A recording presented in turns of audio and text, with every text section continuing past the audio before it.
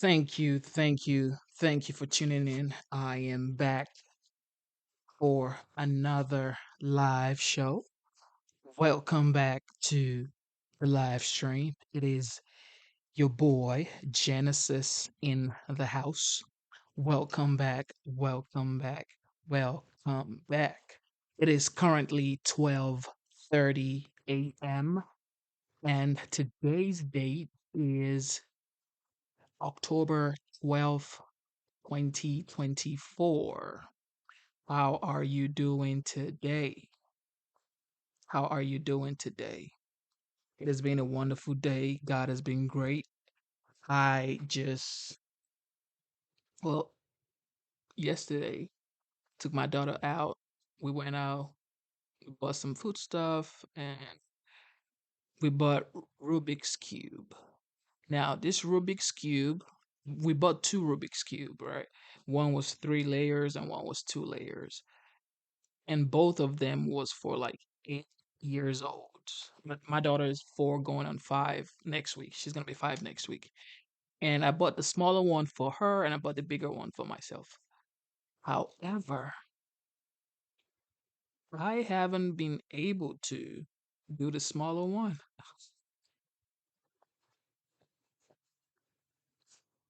Yo, that Rubik's Cube, bro,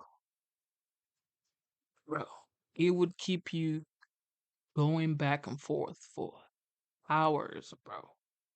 I was doing it for like hours and hours, and then I went to sleep. I said, Lord Jesus, this ain't finna, it ain't working for me, bro. But you know what I say? You know what I say? You know what I say, bro? I'm gonna keep trying it tomorrow, and if I get it right, then I get it right. My daughter's been trying it too. But she's 4, it's supposed to be for 8 years old and above. But I bought it for her so she could keep her mind and her cognitive skills, occupied and just for her to be able to use logic and reasoning to be able to solve difficult issues. That's why I bought it for her. Hopefully, she's gonna get it. Hopefully, I get it. Hopefully, I get it too, because dear Lord, it is a lot of different ways to get it done. However, I haven't been able to find one. Okay. All right. Thank you for tuning in one more time. You know what time it is. Double tap your screen, subscribe to the channel. Today's show is titled Land of Liberty. Land of Liberty. That is the name of today's stream. And everybody knows America is the land of liberty.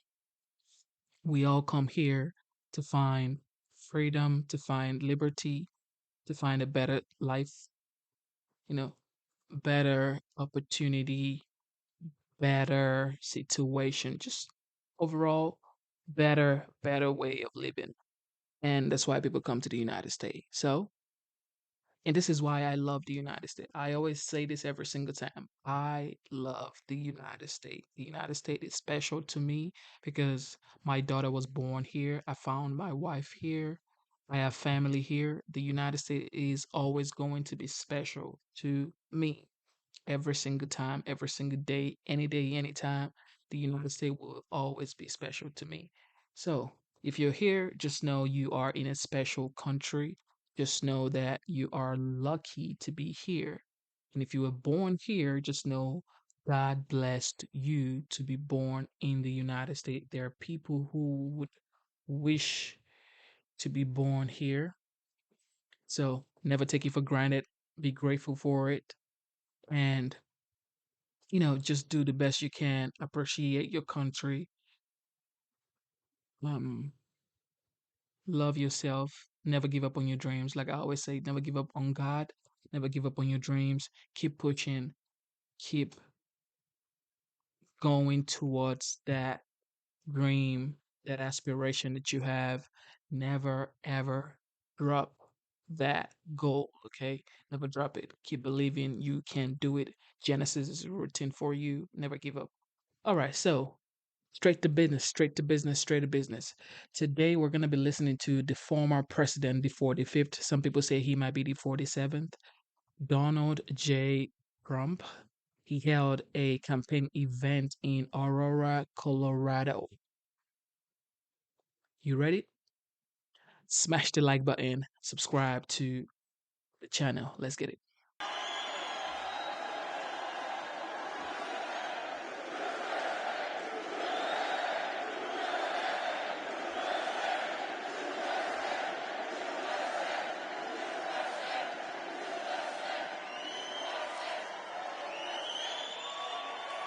Thank you very much, everybody. Thank you very much.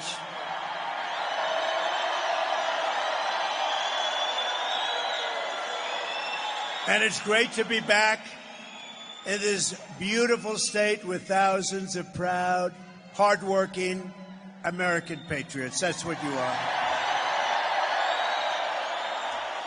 And before going further, I want to let everyone who is still recovering from the hurricanes that hit Florida, Georgia, North Carolina, South Carolina, Alabama, Tennessee, and Virginia to know that we are thinking of them and we are praying for them. God bless them. God bless them.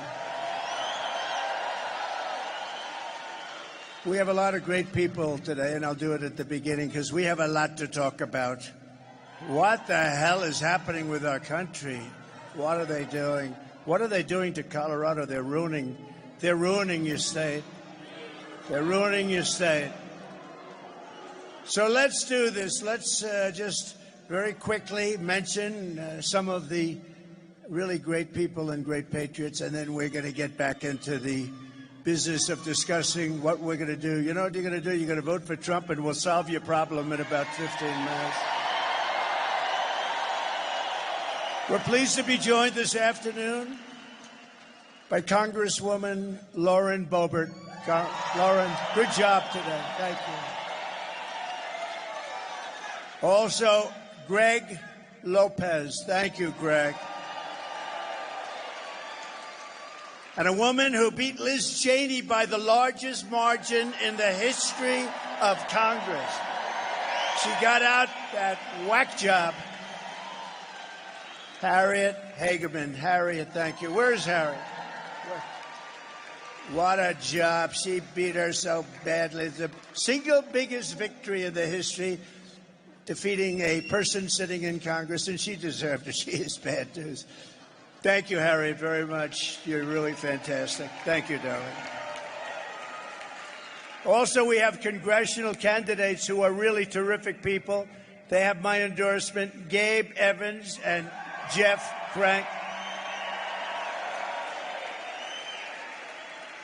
A candidate for Congress and former ICE field office director who did a really good job for me, John Fabricatore. John Fabricatore. That's a hell of a name. But it worked. It worked because he did a great job. Wyoming Secretary of State Chuck Gray. Chuck, thank you very much. Great job, Chuck. The Sheriff of Douglas County, Darren Weekly.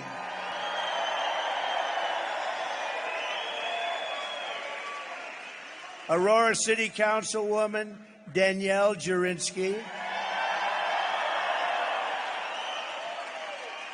And Stephanie Hancock. The founder and president of the Article 3 project. This guy is tough as hell. We want him in a very high capacity. Mike Davis. Mike. Thank you, Mike. Where's Mike? Mike is great. Here's a man, I met him backstage, and I realized I'd never be a big football player. Denver Bronco Derek Wolfe.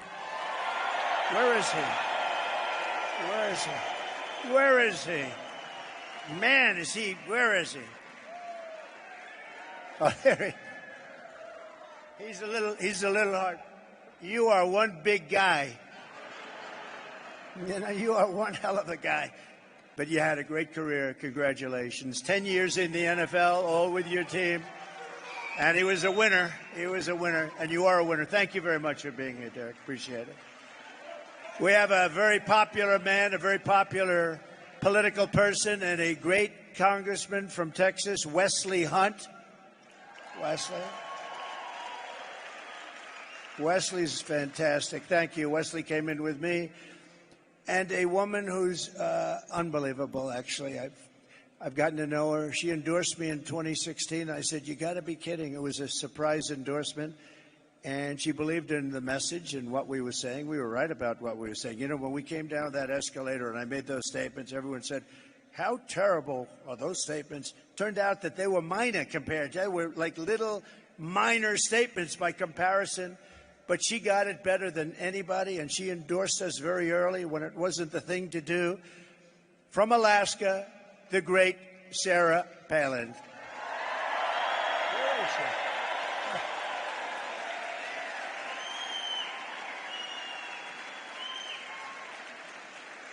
Thank you, Sarah. With the help of everyone here today, 25 days from now, think of it, 25 days,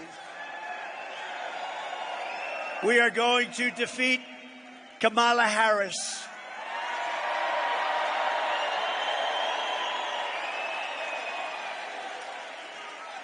Who has no clue what the hell is going on, I have to tell you.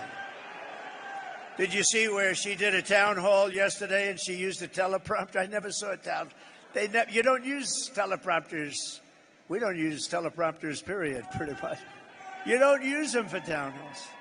No, she's not the right person not for this country, not for any country. But very simply, we're going to make America great again.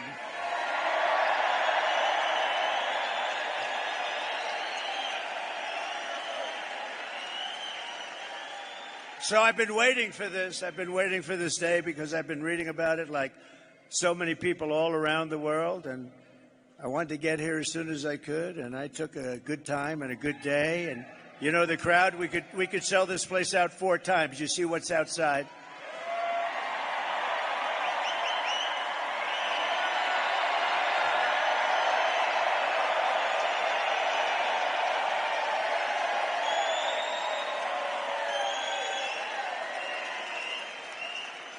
NBC, of all networks, said a little while ago, they announced, it's the single longest line for anything that they've ever seen. That's pretty good.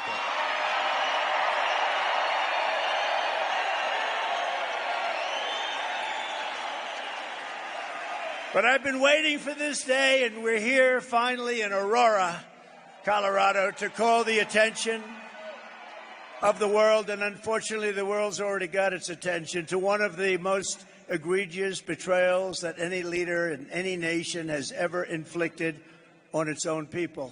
What they've done to our country, what they're doing to our country. They're destroying, they are ruining our country. We are being led by stupid people. We cannot take it anymore. For the past 4 years, as the so-called border czar, the person in charge of our border, Kamala Harris, and you can't use the name Harris. You know, if you say Harris, nobody knows who the hell you're talking about. Think of it, Harris, nice name. It's like, so we use the name Kamala. She was last, right? She came in last, and now she's running. How about that? In all fairness, I'm not a fan of Sleepy Joe, but Sleepy Joe got 14 million votes. She got none. She never made it to the great state of Iowa. She quit. Out of 22 people, she quit. She had nothing going. And interestingly, when she came in, she was okay, pretty good. But then they heard her talking. They watched her brain in action. And when they saw the brain in action, they said, that's it. And here she is again. But Kamala has imported an army of illegal alien gang members and migrant criminals from the dungeons of the third world. They come from the dungeons, think of that, the dungeons of the third world, from prisons and jails, insane asylums and mental institutions. and she has had them resettled beautifully into your community to prey upon innocent American citizens. That's what they're doing.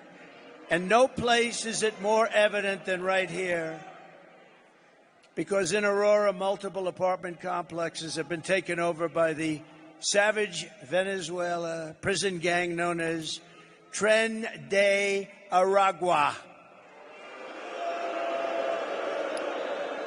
Or is your law enforcement and law enforcement all over the world. They know them all over the world. They're a savage gang, one of the worst in the world. And they're getting bigger all the time because of our stupidity. They're known as TDA. TDA has killed 7 people today, sir. Last month, 6 men with armed rifles and many other men standing right outside waiting for them and handguns were caught on camera as they were forced into a situation, and they said they were forced. They weren't forced. They got their way into an apartment building. They threatened the tenants at gunpoint. These are people that never saw anything like this. These are people that never experienced criminals and crime.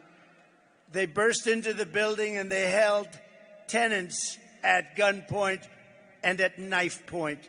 10 minutes later, they opened fire on a 25-year-old man outside the building, fatally shooting him.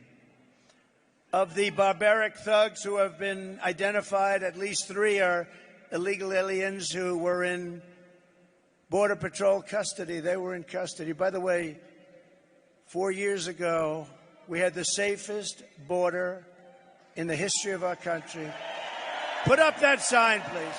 Put up my all-time favorite graph. Put up my all-time favorite. Get that put up.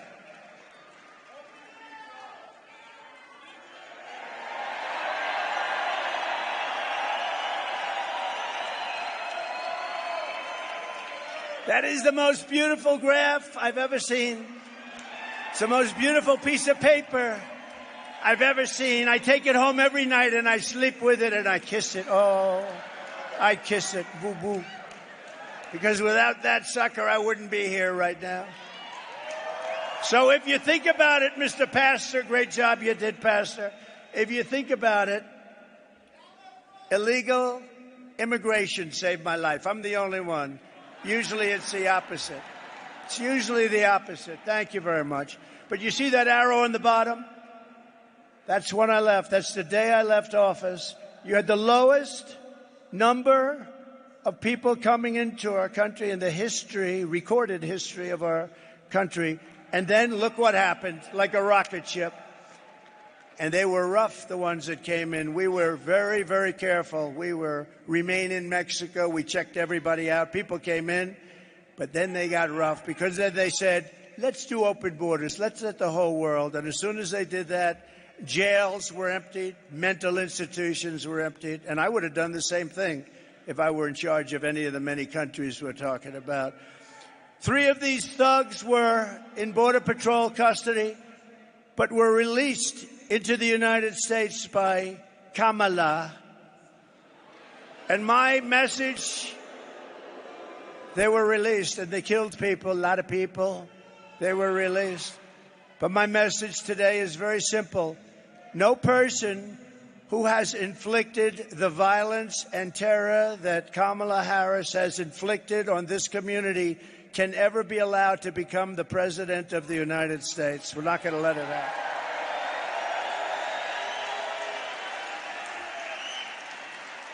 And your weak and ineffective governor, he's a totally ineffective guy, by the way. I hope you know that. His name is Jared Polis. I got to know him.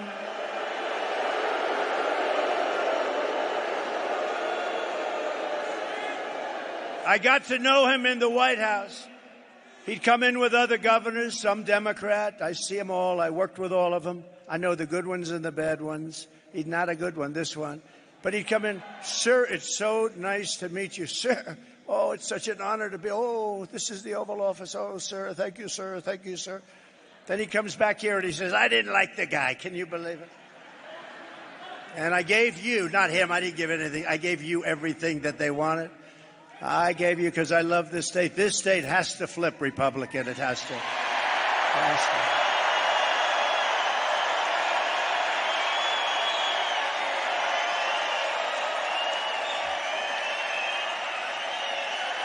Let's do it. That's why I'm here. Let's do it. I'm not here for my health. That's why I'm here. Think of where I could be, though. I could take our beautiful First Lady. I could be on the beautiful beaches all over the world. I could be in Monte Carlo. I could be all over the world, the best properties in the world. I have the best properties. And where am I? I'm right now in Aurora. And that's where I want to be, because we're going to solve this problem. We're going to solve this problem, right? If you said, where would you rather be, on the most beautiful beaches in the world or with you, trying to figure out what the hell happened to Aurora, because you have a very different place than you had just a few months ago, right? We're going to take care of it. But Polis, he's a coward, he's a fraud, he's pathetically trying to deny. He's pathetic. He doesn't see. You know, they don't want to see. You know what? They don't want to. They want to stay with Washington because otherwise they'll get indicted. They'll find they did something wrong. They'll get indicted if they don't. So he's afraid. They're all afraid. They're all cowards. So this guy doesn't see what you see. He doesn't see people bursting into buildings with AK-47s, military-style weapons, sometimes better than our own military. You have to ask, they're illegal migrants. They come from poor areas. Where the hell do they get these guns, the best guns? Where do they get them? Where do they get them? Who gives them better guns than our military has? Who is giving them the guns?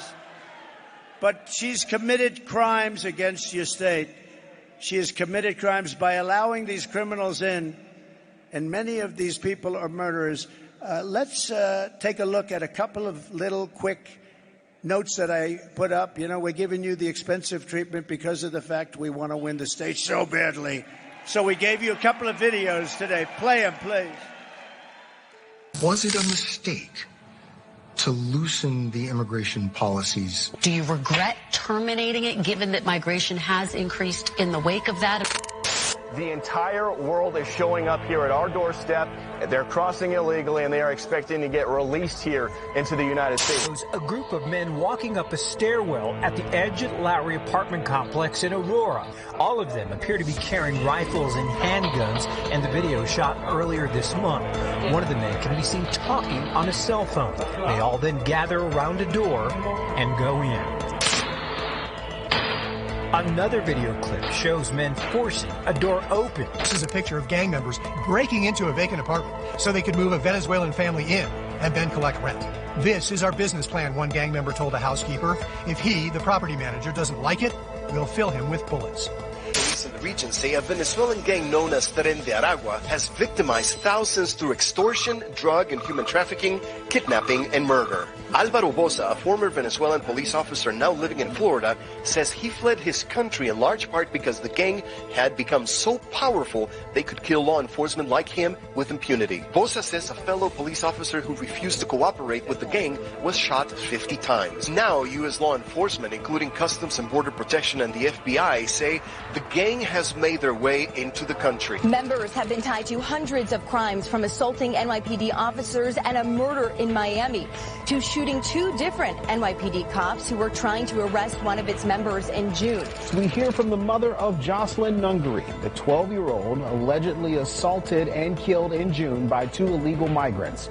New court documents revealed they were a part of a Venezuelan gang. Tren de Aragua has given their members the green light to attack and kill police officers in Denver.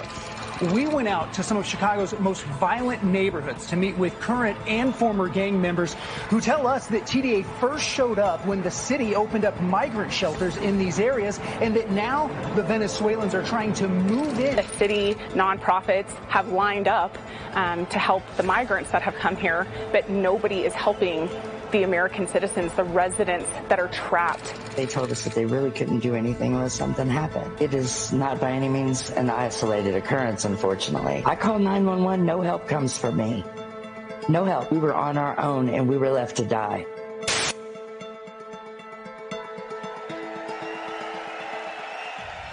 Open borders, deadly consequences. Border crisis. Record high crossings are putting a strain on cities across America. It is a full-blown invasion. Armed Venezuelan gang members storming an apartment complex in Aurora, Colorado. When people talk about migrant crime, this is what they're talking about. Biden and Harris had created a program to bring them in under humanitarian parole. I am in favor of saying that we're not going to treat people who are undocumented across the border as criminals. More than 13,000 illegal immigrants convicted of murder have been released into the United States. My 20-year-old daughter, Kayla Hamilton, was murdered in her own room. Kayla's murderer was apprehended by Border Patrol crossing illegally into the U.S. Kayla's murderer had been improperly released into the United States. Abolish ICE.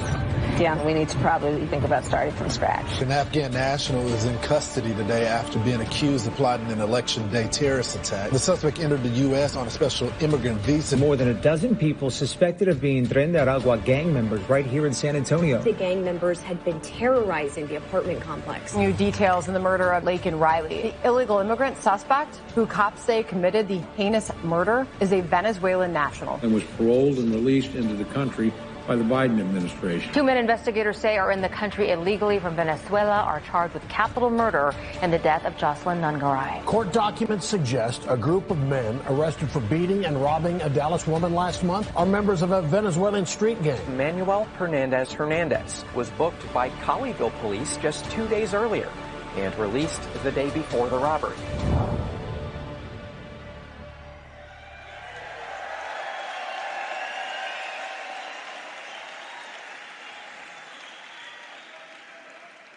Four years ago, it would be unthinkable that you'd be watching something like that. Again, we had, think of it, the safest border in the history of our country. We never had a border so safe. All they had to do is leave it. Joe could have gone to the beach. He thinks he looks good in a bathing suit. And all he had to do is leave the guys that we had. They were great, great people, and we ran it tough. Remain in Mexico, little things like remain in Mexico. I want to say we want to have people come into our country, but they have to come in legally. We don't want them.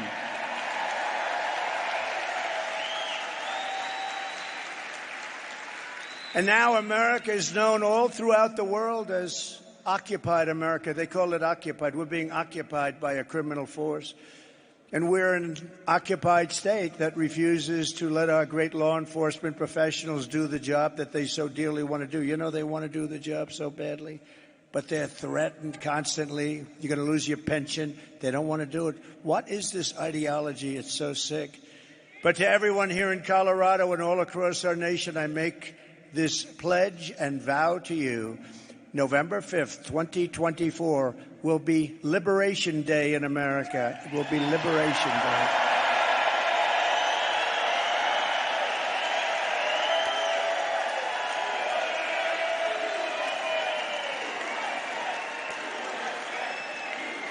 Thank you.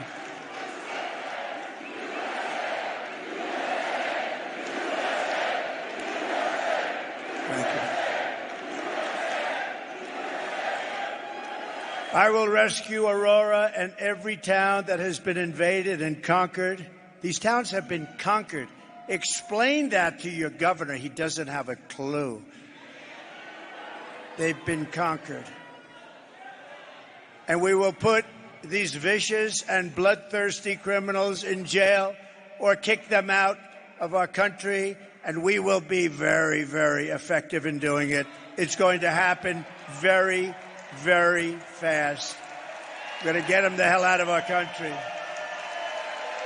And if you're a weak and ineffective governor, Jared Polis was doing his job, he would be leading the fight to get these gangs and thugs the hell out of Colorado now. And remember, it was Polis. So nice to me in the White House. Sir, yes, sir, called me sir. Called me sir. He would have done whatever the hell I wanted. Yes, sir. Oh, sir, it's such an honor. And yet it was Polis who led the move to take me off the ballot because I was leading in the polls against all of the Democrats. And then the Supreme Court, very brave and very brilliant, actually, voted 9-0 that I should be on the ballot. 9-0. Everybody unanimous that I should be. I was leading everybody on the ballot. Every Democrat, I was leading everybody. He said, we have to get him off the ballot because that was part of their scheme. You know, not only the weaponization, but this was actually part of the weaponization. Their first move was to try and get me off the ballot. They didn't want to run against me. They liked other people much better. Much better. You know, we ran and won in 2016. We did much better by millions of votes in 2020, but we won't discuss that. And I will tell you, you see it by the crowd. You see it outside. Let's take a look outside. We are today, there's more enthusiasm for this movement, MAGA, the greatest movement. It's called Make America Great Again. There's more enthusiasm today than ever before. But there was great indignation in Colorado by what this ineffective person did. They really were angry at him, and they were angry. And especially, you know who was the most indignant? The Democrats, believe it or not. They thought it was a terrible thing to do because that is really a threat to democracy, not the fake threat that they use all the time. So I hope that Colorado, I love this place. I'm here a lot, as you know. I have a lot of friends. I have a lot of friends here. And they tell me the whole thing is turning, but you can't live like this. You can't live with these people. These are stone-cold killers. You could be walking down the street with your husband. You'll both be dead. They won't even remember they did it the following morning. You can't live like this. So I hope that Colorado will show a tremendous protest vote for what they did to try and keep me off the ballot, and more importantly, for what they have done to the fabric of your culture.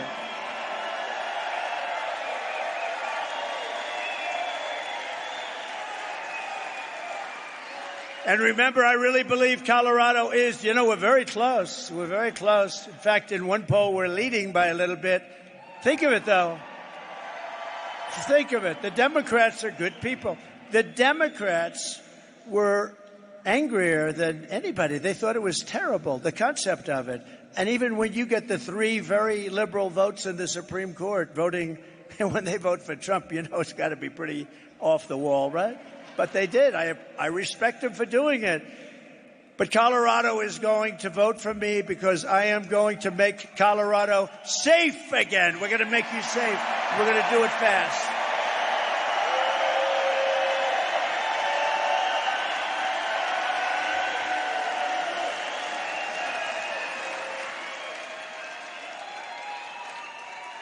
In 3 local apartment complexes that Kamala has infested with the TDA, that's the gang that we talked about, the prison gang.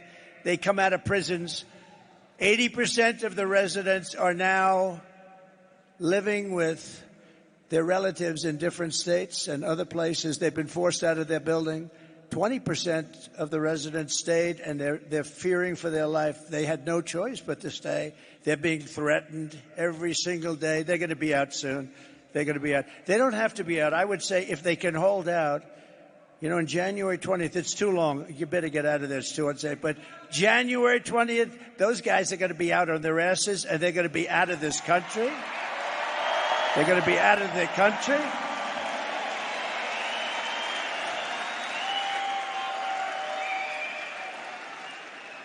Members of the gang now beat down doors with hammers and engage in open gun battles with rival groups in this once peaceful, beautiful, pretty crime-free community. The illegal alien gang member who was the alleged leader behind the invasion of Aurora was recently charged for beating a man beyond recognition. Beat him beyond recognition, breaking his nose, breaking his jaw, and inflicting traumatic brain injury on this victim. He will never be the same, as you know. The thug was later arrested for shooting 2 men in the same apartment building and breaking another man's ankle, which he did just for fun. Once again, this animal had arrived at our border and was released into the United States by Kamala Harris, the worst border czar in the history of our country. here in Aurora, and remember that chart, my all-time favorite chart. Remember that chart.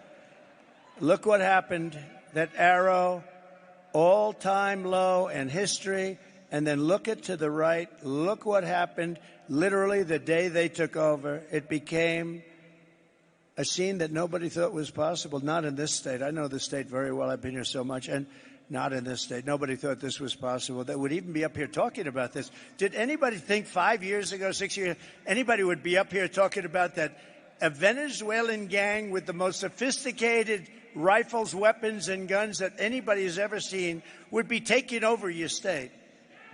And they're not stopping.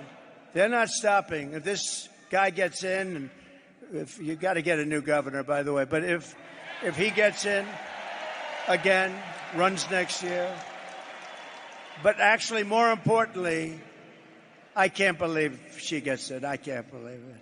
By the way, did you see 60 Minutes? Her answer was so incompetent that CBS and 60 Minutes, a prestigious show, but I knew they were crooked as hell for years. They used to do the opposite to me.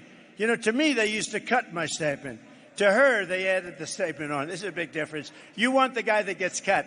They cut it because I made such great statements. I said, why did you cut that statement? Well, we just felt we had to do it for time. They cut the heart out of the statements. But for me, they cut the statements. For them, they added it. So they took her entire statement out, and they took some just words. It's just words. She doesn't know what the hell she's talking about. I'm telling you, there's something wrong with her. They took these words. So think of this. And you know they got caught. I think it's the greatest scandal in broadcast history, actually. They took it out and they added something else in. You think they'd do that for Trump? Her statement was so bad that rather than airing it, they cut it out. They took out the whole thing and they added a much shorter statement that she made 10 minutes later, having nothing to do with the question. I don't think anything like that's ever happened. And now we're finding out that it happened throughout. It wasn't the only instance. And now we're thinking that it probably happened with Biden a couple of times because he was interviewed by 60 Minutes and some strange things happened. So they're asking. But think of this. So CBS gets a license, and the license is based on honesty. I think they have to take their license away. I do. Here in Aurora, a 35-year-old mother of three had to leave her apartment out of fear for her children's lives. She said, quote, it's not safe there, especially if you have kids. If you have kids, it's horrible. My kids used to walk to school. They were so happy. We were so safe. But they don't feel safe anymore. And I would never let them walk to school. Sometimes I keep my kids home. I don't even let them go to school. When I announced my presidency in 2015, you all remember that time, and they said, oh, he's just doing it for fun. You think this has been fun? I've been investigated more than Al Capone. This has not been. Al Capone, Scarface, he's the most probably, I always try and think of very evil people. Give me the most, and I'll tell you I was investigated more. But think of it. He goes Hillary Clinton.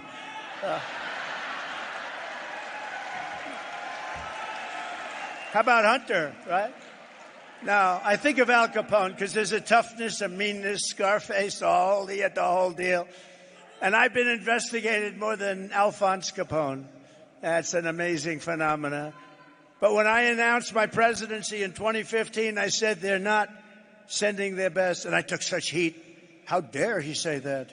This is America. Well, it turned out that what I said was like peanuts compared to the fact. I said they're sending people that have lots of problems, which they definitely do. They're sending people and bringing those problems with them. And they're bringing drugs, and they're bringing crime, and they're rapists. Okay. So I made that statement, and I got the hell knocked out of me by the fake news. Look how many you have back there. Oh, I got the hell knocked.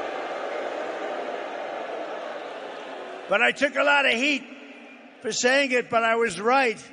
And now everybody is admitting that I was right. You know, that Trump was right. How many times have you heard that? You know, when Trump ran, he made those statements. Those statements are peanuts compared to what's happening to our country. These are the worst criminals in the world. Kamala used to say, she can't say it anymore, no, the people we're bringing in are very nice people. They don't commit crime, remember? Our criminals are worse. Our criminals are like babies compared to these people. These people are the most violent people on earth. And remember, they don't come just from South America. They come from the Congo and Africa. They come from all over the world. They come from the Middle East. They come from Asia. They come from prisons and jails. They come from all over the world. And she was saying, these are very nice people. Either she's really dumb or she's very naive. Something's wrong. Something's wrong up there. The only good thing about it, I'll tell you, there's a couple of good things. There are only one good thing, but maybe two. One of the good things about it is that they make our criminals look like nice people, okay? So our criminals are now, we see these really horrible, horrendous criminals, and we say, they're not so bad. The other thing is, they're really great if you happen to be running against the politician that allowed this to happen. Because I don't know how it's possible for anybody to lose, because we have to clean out our country and we have to make America great again, and we're going to do it.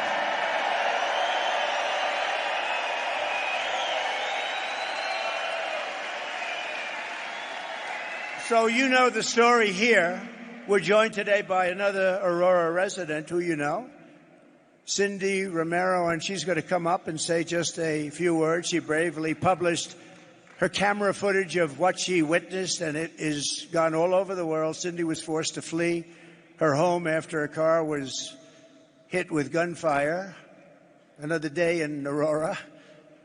Can you imagine this happening? A lot of these people live in Aurora. They live in Colorado. Most of you live in Colorado.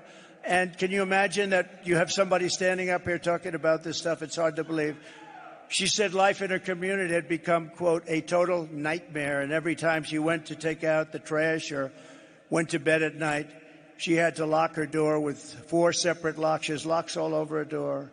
And then put braces on her door. And she was preventing people that were knocking on her door. They were wanting to do a lot of bad things.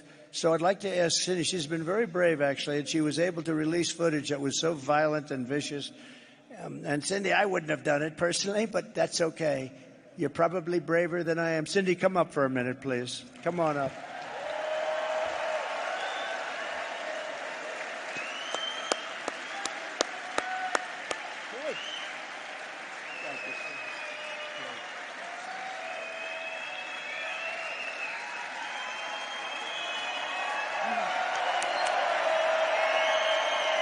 Thank you. Thank you. This isn't just affecting me. This is affecting all of you as well. We've got to get Trump back in office. We've got to get it done. With Trump's help, we can take this state back over. We can make a difference. Thank you guys so much for all of your support. For believing me. Thank you. You're beautiful. You're very brave. Very brave. Thank you, darling. Thank you very much. She's very brave. Getting all of the evidence and all of that footage. I just said you're very brave, Cindy. Thank you very much. Really a big help. And because of Cindy and others like Cindy, the radical left can't say it never happened, because there we have it. And I promise you this, Cindy, that Kamala Harris's reign of terror ends the day I take the oath of office. It ends. Your community will no longer live in fear. You will once again have a protector in the White House. I'm going to be a protector. You know, I said, I think we're doing very well with women. We're doing great in the polls. We're winning in all of the polls, just about. But somebody said, women love my policy, but they don't like me. I think they do like me. I'll tell you what. So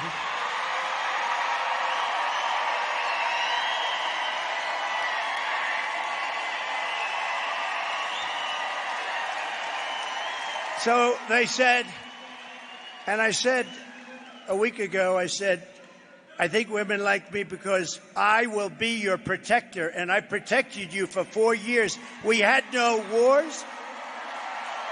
We had no terrorism. We had none of these things that you're seeing today at levels that nobody in the world is experiencing. And I said, I will be your protector. They said, who the hell is he to think? But the women didn't say that. The women want protection. They don't want to have these people pouring into their house. And you know where else I protect you? Where I protect you very well. I knocked out ISIS, as you know. They've been playing with ISIS for 20 years. I did it in 1 month. We have the greatest military in the world, but you have to know how to use them. You have to know how to use them. But I protect you against outside enemies. But, you know, I always say we have the outside enemy. So you can say China, you can say Russia, you can say Kim Jong-un, you can say, but that's not, it's going to be fun. If you have a smart president, no problem. It's the enemy from within, all the scum that we have to deal with that hate our country. That's a bigger enemy than China and Russia.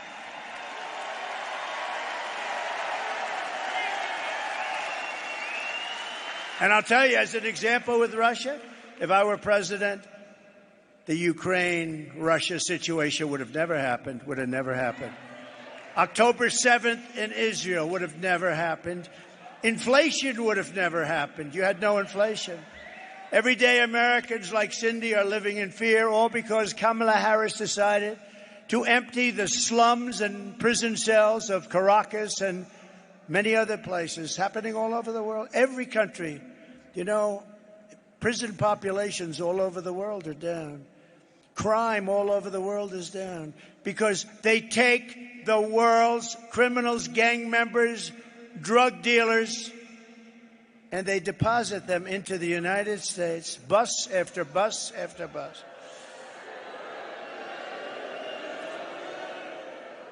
In Venezuela, their crime rate went down 72%. You know why? Because they took the criminals out of Caracas and they put them along your border and they said, if you ever come back, we're going to kill you. Think of that. And we have to live with these animals. But we're not going to live with them for long. You watch. Kamala's policy is to release and resettle all illegals without checking, without check. You know, she's a radical left person, just so you know. There's no way. The biggest problem with her is nobody knew who the hell she was. Just say, who's running? Harris. Harris. Who the hell is Harris? They said Kamala, the one that failed, the one that was the first one out in the 22-person campaign for the Democrat nomination, the one that wasn't able to make it to Iowa, the one that quit first. She was the first one out. She's running. But she's more liberal than crazy Bernie Sanders. Can you believe it? She's more liberal than Pocahontas. You know who that is? Remember Pocahontas? She said she's Indian. Why? Because my cheekbones are high, my mother told me. My mother told me I had high cheekbones and therefore I'm an Indian. She made a living going around saying she was an Indian, going to college, becoming a professor. No, but I hit her very hard. That was the end of her presidential campaign. Thereby guaranteeing unfettered access for Venezuelan gangs and thugs and criminals. And, you know, we're talking a lot about Venezuela because Aurora is really infected by Venezuela, but they're coming from all countries, all countries. We have the great Tom Homan, Central Casting, right? Tom Homan told me the other day. He said last month they came from 168 countries all over the world. Most people don't even know you had that. We actually have more than 200, but they don't even know you had. But they came from 168 countries, most of them criminals, and they deposit them in our country, and we're supposed to take it. And then the liberal philosophy is, we'll make them into wonderful people. No, you're not going to make them into wonderful people. Some people many people actually murdered more than 3 people. The murderers that came in, some were on death row, and they said it's better if we just let it go to America. This is what we have, and they're in your community, but they're going to be all over. And you know, other communities in other states, because every state is a border state now. It's not Texas and Arizona and It's every state is a border state. Every state. And people are living in deathly fear. Most of them, a lot of them have already been hit, but a lot of them haven't, but they're going to be hit because there's millions of them. They're all over the place, and they're walking through our country, and they're going to be settled in a lot of these states that never thought a thing like this could happen. It's only going to get worse, but we're going to make it better, and we're going to make it better really fast.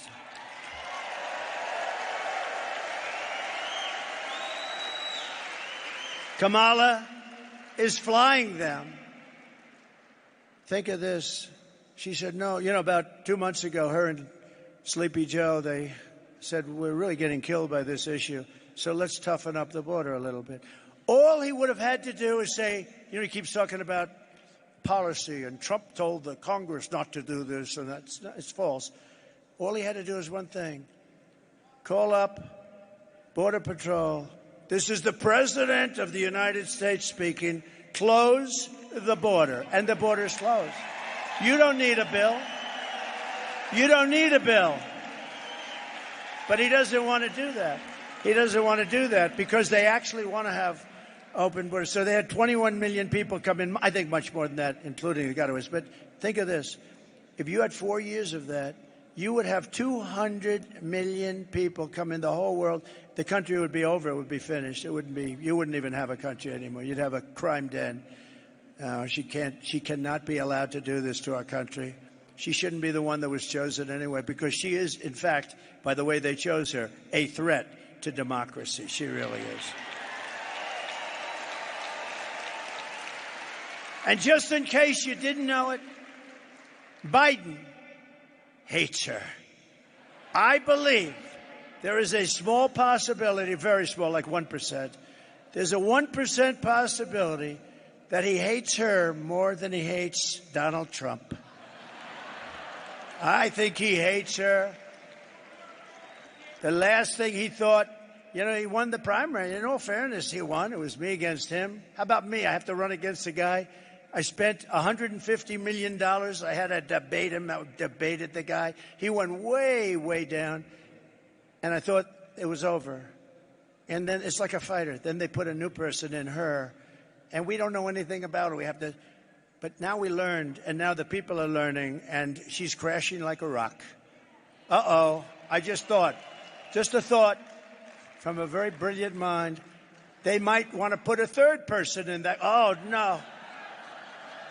Please be nice to Kamala, to my people, I'm telling you. Everybody that's on the Trump team, be nice to Kamala, because they're going to put a third person in. Let's see, who are they going to put in next? This can only happen. They keep saying Hillary. Hillary's coming. Oh, Hillary's back.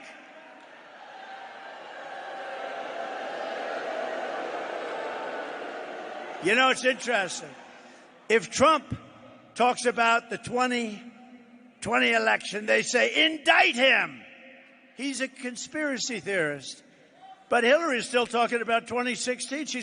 She has got serious Trump derangement syndrome. She's got a massive case of Trump derangement. No, but you ever notice she talks about it all the time, all those people that. But when anybody from the right talks even a little bit, no, we don't forget. We're not forgetting. Hillary is talking about it. I saw her 2 days ago. What they did to me. No. Isn't it fun? Isn't it nice? Because I haven't looked at these stupid things in about 15 minutes. Isn't it nice to have a president that doesn't need a teleprompter? Isn't that nice? Isn't that? Look at it. Look at that. Would some of you like to go outside and let them take your place for a little while? I thought that would happen.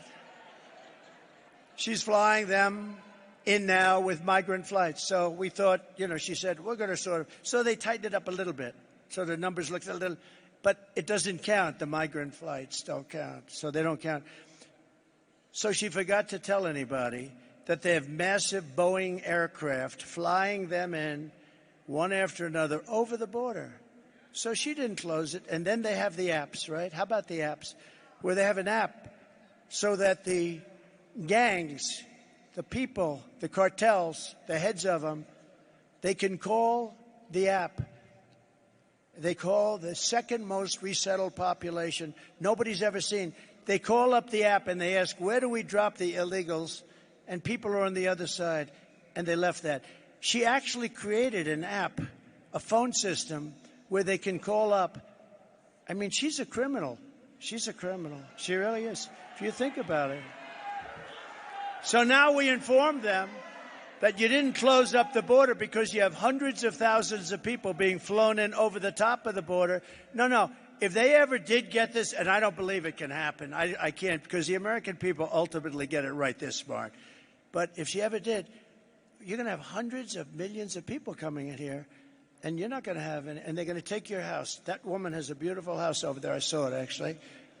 Enjoy it, because you won't have it long. They will take over your house, just like Venezuela. You know, Venezuela was a very successful country. 20 years ago, it was a rich, beautiful country. It was taken over. And I used to talk about this.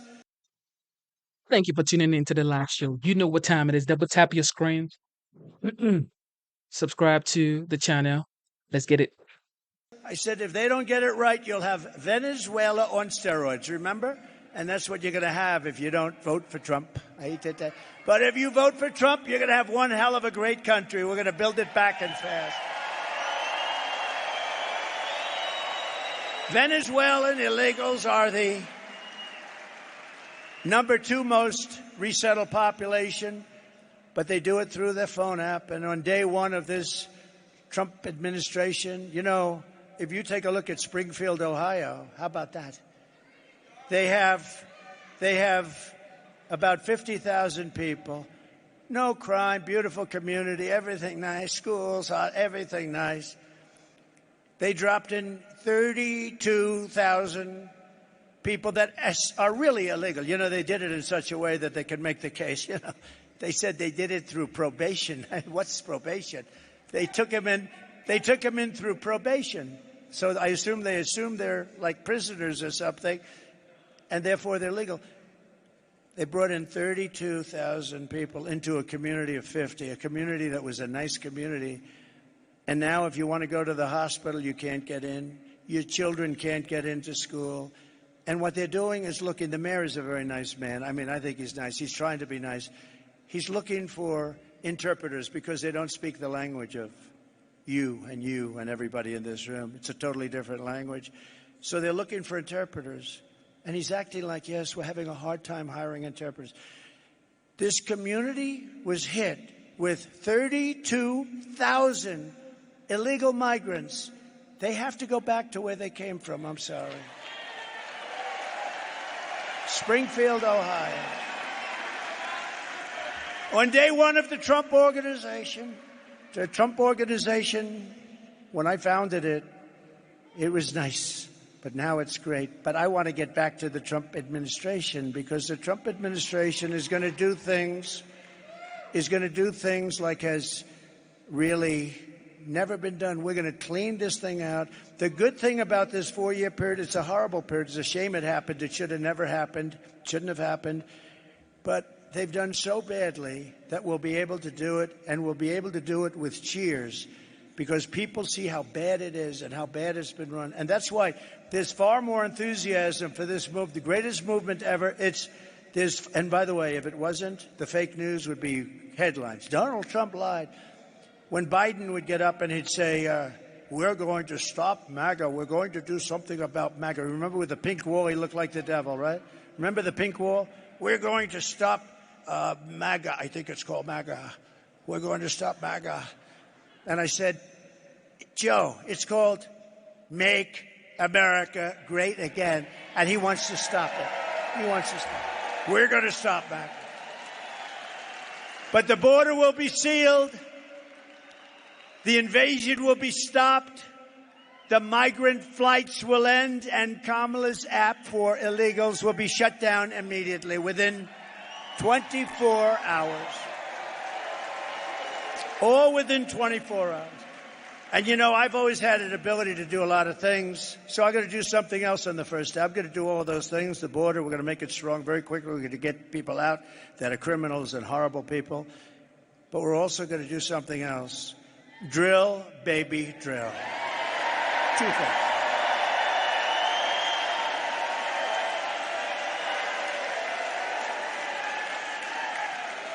On that same day, we will begin the task of finding and deporting every single illegal alien gang member from our country. We'll get them out. This will be a major national undertaking, according to newly published data from ICE, the great patriots of ICE, I call them.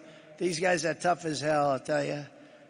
They should be fighting for Dana White, UFC, ICE. You got to see them. They go in MS-13. That's another beautiful gang. They're tough as hell. They've taken them out by the thousands. She wants to end ICE. She doesn't want to have ICE. But they informed us that over the last short period of time, 13,099 illegal aliens convicted of murder are at large and dropped into the United States against their wishes, against our Border Patrol's wish. The wishes of our Border Patrol. They would say, please don't do this, please don't do this. Even as the New York Times, which is totally corrupt, I mean, I can't stand that paper. I can't stand them. You know what you do with the Times? When you read a story, just think the opposite. They're the enemy of the people. They really. New York Times is the enemy. Washington Post is the enemy of the people, too. I don't understand it. Why? And then they lose credibility. Eventually, they go out of business. I call it the failing New York Times. But even as the New York Times recently reported, the TDA Venezuelan prison gang has, quote, sneaked into the United States among the millions of migrants who have crossed the border and is peddling drugs, guns, and women all across the 50 states, from the urban centers like New York and Chicago to Florida beaches to the once tranquil middle America. It was once tranquil. You were once tranquil. In Colorado, the gang even got a green light to shoot police officers. Did you know that the gang got the okay to kill your police? You know that, right? By the way, that's the New York Times. That's not me. That's the New York Times saying that. They got the green light to kill your police. Just days ago, it was an amazing day. I was in a small town, Prairie du Chien in Wisconsin. You know, we're leading Wisconsin by 4.5 points, too. Right? They have a similar problem. You know, almost all states have this. You know, just so we set it straight, Aurora's got a lot of publicity, but you have states that have a bigger problem than Aurora. You have that people aren't talking about. A lot of the people that run the states, they don't want to talk about it. They want to try and solve it, but they can't because they're not tough enough. You need very tough people like ICE, like military. You need very tough people to solve it. They can't. You know, you'll have a sheriff with 1 or 2 men, and you'll have 25 migrants with weaponry that they haven't even seen in some cases. No, you need help. But they don't want to talk about it because the public relations is so bad for the town or the little city that they run, or the big city. Look at Chicago, look at New York, look at Los Angeles, what's happening to it. In Wisconsin, where last month an illegal alien member of this ruthless gang was arrested for holding a mother and a daughter captive against their will and sexually assaulting them again and again and again. In Houston in June, 12-year-old Jocelyn Nungari was kidnapped, tied up, and assaulted for 2 hours under the bridge before she was murdered by 2 Venezuelan TDAs, these gang members who Kamala Harris had ordered and let into the United States. Totally unvetted. Nobody knew who they were. Totally unvetted. Come on in. You just come on in. In New York City, another gang member recently shot 2 New York City police officers, hitting one in the chest and the other in the leg. They were really, really badly hurt, probably going to make it. And just last week, police arrested over a dozen members of TDA, the Venezuelan gang, who had taken over yet another apartment complex in San Antonio. They're like in the real estate business, like I used to be. Right? They take over a lot of real estate, but they do it by gunpoint. I had to go borrow money. I had to see the banks. This is a wonderful deal. Would you like to? But they just walk in with guns and take it over. It's much quicker. It's a horrible. In San Antonio, and terrorized its residents to a level that they've never seen before. San Antonio police very aptly named their law enforcement effort Operation Aurora, because Aurora was the one that was first and got all that publicity. Operation Aurora. In honor of Jocelyn, Nungari, Laken Riley, beautiful Laken, Rachel Morin, and all of the others that are dead and or mortally wounded at the hands of migrants who should never have been allowed into our country. I'm announcing today that upon taking office, we will have an Operation Aurora at the federal level.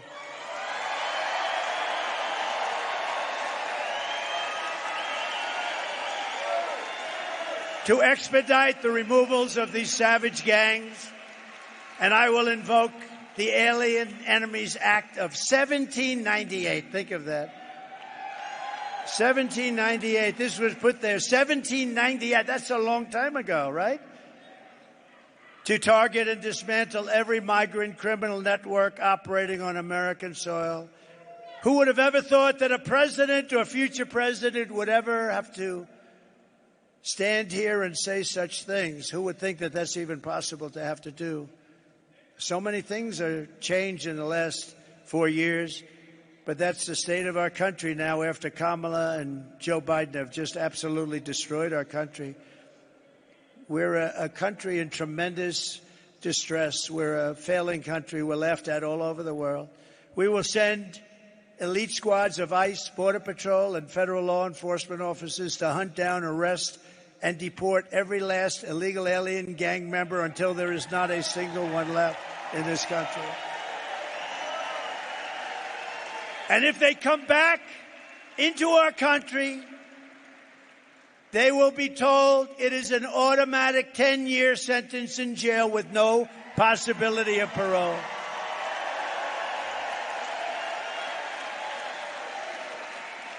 And I'm hereby calling for the death penalty for any migrant that kills an American citizen or a law enforcement officer.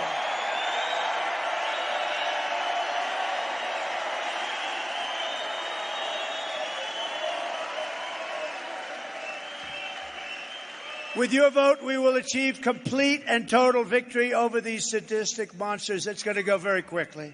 Remember our local police? They're great. I know them so well. They've been restricted from operating. They're great. They know everything about every one of them. They say, oh, how will you ever find them? The local police know everyone. They know their middle names. They know their serial numbers, where they live.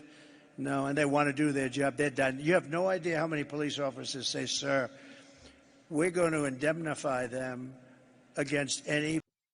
Thank you for tuning into the live show. You know what time it is. What do you think about what I just heard? What do you think? I don't know now. That is going to be the headline news tomorrow when everybody hears that one. Double tap your screen, subscribe to the channel. Let's get it. Prosecutions, because they get prosecuted if they do their work.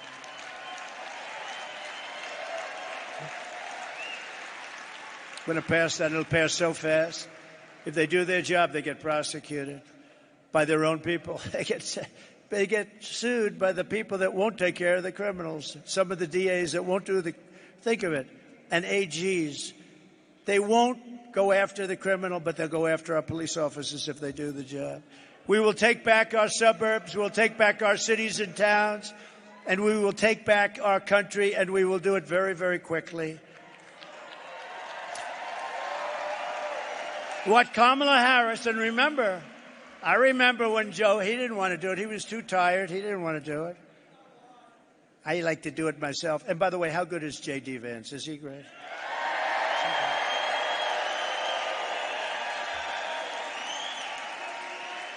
I know J.D. J.D.'s going to be saying, sir, let me do it. I want to do it, sir. And if he did it, it would be done right. But I'd say, J.D., I want to do it. We'd have an argument over who's going to do it. It'll be done right. But J.D. was great. He was great the other night exposing that total moron. Man, can you imagine? How about at a debate, a guy calls himself a knucklehead? He says he's a knucklehead. And he is a knucklehead when you get right down. What a team that is. So Joe Biden is considered the worst president in the history of our country. They are considered the worst administration in the history of our country. And the only one that's happy is Jimmy Carter, because by comparison, he looked like a brilliant president, okay? Much better. No, he was much better. What Kamala Harris has done to our border is a crime and an atrocity of the highest order. But even after all of the pain and suffering she's caused, when Kamala was asked this week if she would do anything different than Biden, she choked like a dog. She said, not one thing I would. So she wouldn't have done anything different. Let's take a look at this video.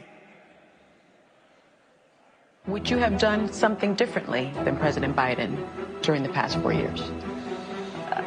There is not a thing that comes to mind. I stood there on the tarmac watching you check your watch. The chaotic and deadly U.S. evacuation from Afghanistan stunned Americans and the world and cost the lives of 13 U.S. soldiers. Would you have done something differently? There is not a thing that comes to mind. More than 13,000 illegal immigrants convicted of murder have been caught at the border and then released into the United States. An Afghan national is in custody today after being accused of plotting an election day terrorist attack. The suspect entered the U.S. on a special immigrant visa. Gut-wrenching new details in the murder of Georgia nursing student Laken Riley. The illegal immigrant suspect, who cops say committed the heinous murder, is a Venezuelan national who crossed the unsecured southern border back in 2022. 2 men investigators say are in the country illegally from Venezuela are charged with capital murder in the death of Jocelyn Nungaray. A fifth illegal immigrant accused of attacking 2 New York City police officers over the weekend showed no remorse or regret. Would you have done something differently? There is not a thing that comes to mind. Only 18% say the economy is in excellent or good condition. U.S. inflation has hit a new 40-year high, increasing by 9.1% over the financial year. The cost of homes have spiked. Home buyers need to earn 80% more than they did in 2020 to afford a house. Were you the last person in the room? Yes.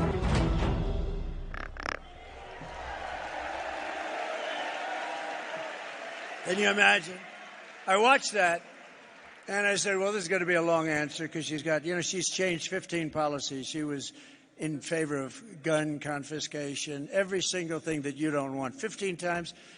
I said this, and she changed. Nobody's ever, if you change one thing, you're in trouble.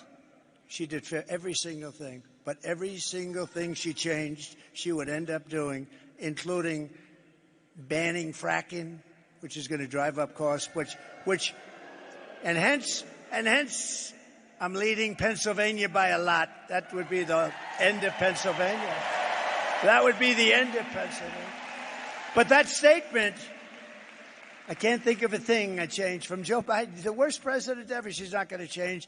No, she choked. I thought this was going to be a long answer, long, beautiful. The weave. I thought you'd do a weave like Trump does, weave, and then always come back into what you're doing. You need a great memory for that. She doesn't have that. But what she said is disqualifying. If she had any honor, she would drop out of the race right now and resign the vice presidency in disgrace. Because what she has done to the country is unthinkable. It was just announced yesterday that inflation came in substantially higher than expected last month, double what was predicted, with much of the gain coming from food prices going up, rent and housing costs going up, and car prices going through the roof. 4 years ago, when I left office, we had no inflation. We had virtually, think of it, we had no inflation virtually for my whole term, 4 years. We had the greatest economy in the history of our country. We never had an economy like that. And we were energy independent. How does that sound? We're energy independent. Now we're buying our oil from Venezuela and other countries. Under Biden and Harris, the economy has been a disaster, the worst inflation in history, costing the typical family $29,000 in higher prices. Think of that, $29,000. But I think, to me, the worst thing of all, when she says she wouldn't have changed, this is something that if it was me, I mean, you'd never see me again. I really believe it. Kamala lost 325,000 migrant children who are now dead or in slavery. They're gone. She's missing 325,000 children. Their parents are looking. They're never going to see their parents again. They came in, they were taken in, and they're either dead in slavery or just plain missing. It's a horrible thing, and I thought I'd put this up because it's a beautiful day. We have some wonderful people, and I want you to take a look at military the way it was, where we won 2 world wars, where we had something known as Fort Bragg, where the names were changed. You win 2 wars out of Fort Bragg, and they want to change the name, but where they change the name, they change the name out of places that we won a lot of military battles, wars, and I thought you should see the way it sort of was. You get a pretty heavy dose of this, and I saw it the other day. I said, we got to put it up. Go ahead, please.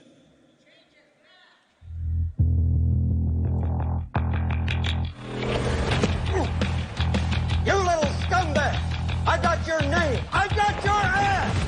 You will not... Cadabra, these bitches know I got answers the way I... It looks to me like the best part of you ran down the crack of your mama's ass and ended up as the brown stain on the mattress! For United States Marine Corps!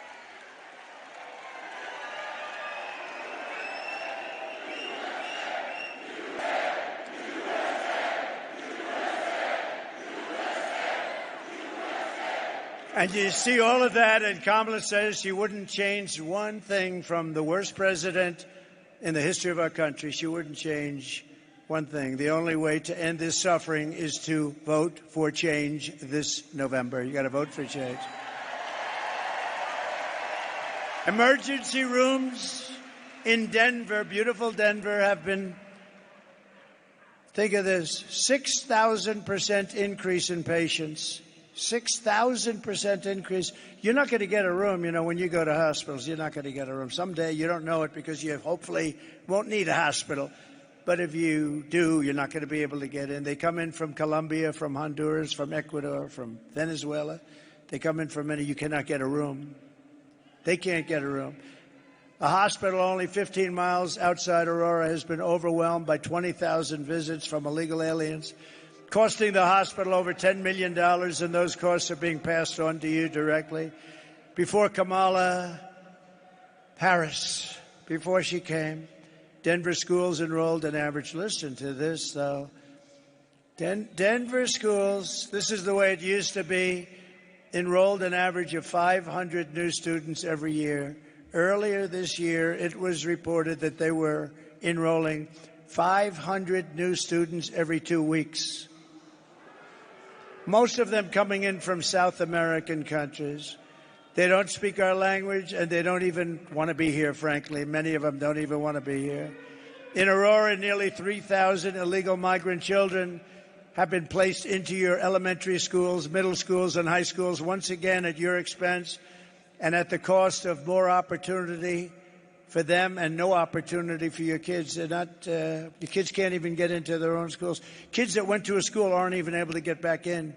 They're taking care of these people before they take care of our children. These massive new burdens on our education and healthcare systems are being experienced by communities all across our country and are destroying your children's education, safety, and indeed destroying their lives. And as you know, FEMA, which has totally gotten out of control and away from its mission, it had a mission, a big mission. You know what that mission was? To save people in storms and other things. Has spent billions and billions of dollars illegally allowing people to come into our country and destroying our once beautiful way of life. Yet hurricane victims from North Carolina, Georgia, Florida, South Carolina, Tennessee, Louisiana, Texas, all over our country. When you have storms all over our country, different kinds of storms, different kinds of catastrophes, they can't get housing or rescues, and they're offered pennies on the dollar. They're offered pennies on the dollar. These people that have gone through hell are offered pennies on the dollar from Kamala and Joe, and yet we give hundreds of billions of dollars from countries that people have never even heard of in this country. And now Kamala wants to provide amnesty and citizenship to the 21 million illegal aliens she let in, including murderers, gang members, drug lords, human traffickers, not to mention the millions of gotaways and all of the others that very smart leaders have viciously thrown out of their countries. These are very smart leaders. I would do it. I would have done it faster than them, I tell you. As soon as I thought of it, I said, remember I said it 3 years ago. I said, that's going to happen if they have open borders. And I was right. But who Kamala has allowed into our country at the expense of our children, our mothers, our fathers, our grandparents, our uncles, and our aunts under the Trump administration. We will put American citizens first, American children first, American patients first, American taxpayers first, American workers first, and American communities first. We will put communists, Marxists, and fascists last. And they will always be last. I will end catch and release. I will restore remain in Mexico. Remember, I got it done with the Mexican government. Remain in Mexico. They couldn't come into this country and they had to remain in Mexico. You think that was easy to get from Mexico? It wasn't, but I got it. I got everything. I will bring back Title 42 medical rejections. People come in, they're very sick, very sick. They're coming into our country. They're very, very, very sick with highly contagious disease. And they're let into our country to infect our country. And they're coming in at numbers that nobody's ever seen before. I will send Congress a bill to ban all sanctuary cities in our country, including Denver. And we will begin the largest deportation operation in the history of the United States. We will close the border. We will stop the invasion of illegals into our country. We will defend our territory. We will not be conquered. We will not be conquered. We will reclaim our sovereignty, and Colorado will vote for Trump as a protest and signal to the world that we are not going to take it anymore. We're not going to take it anymore. I will liberate Colorado. I will give you back your freedom and your life. And together, we will make America powerful again. We will make America wealthy again. We will make America healthy again. We will make America strong again. We will make America proud again. We will make America safe again. And we will make America great again. Thank you, Colorado. Vote for Trump. God bless you. God bless you all. Thank you. Yes, y'all. Thank you for tuning in one more time. Double tap your screen, subscribe to the channel. We just watched the 45th. Some people say he might be the 47th. What do you guys think about that one? Okay, so that was his rally campaign in Aurora, Colorado. Aurora, Colorado. Okay. All right. There was another rally today. This is the thing about Trump. He does 2 rallies a day. 2 days ago or 3 days ago, he was in Pennsylvania. He did 2 rallies in Pennsylvania, same day. Today, 2 rallies too. You know what I mean? This man is 78 years old. Think about it. 78 years old. And he does 2 rallies a day. That's heavy. All right, so let's tune into that one, and then we're gonna talk about it. Let's get it.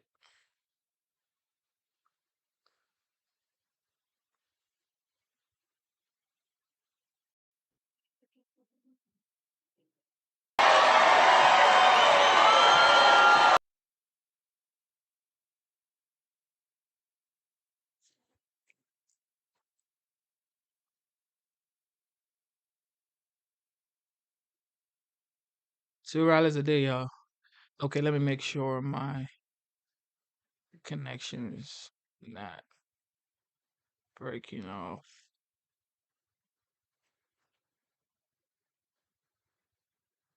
Give me a moment. Okay, let's see.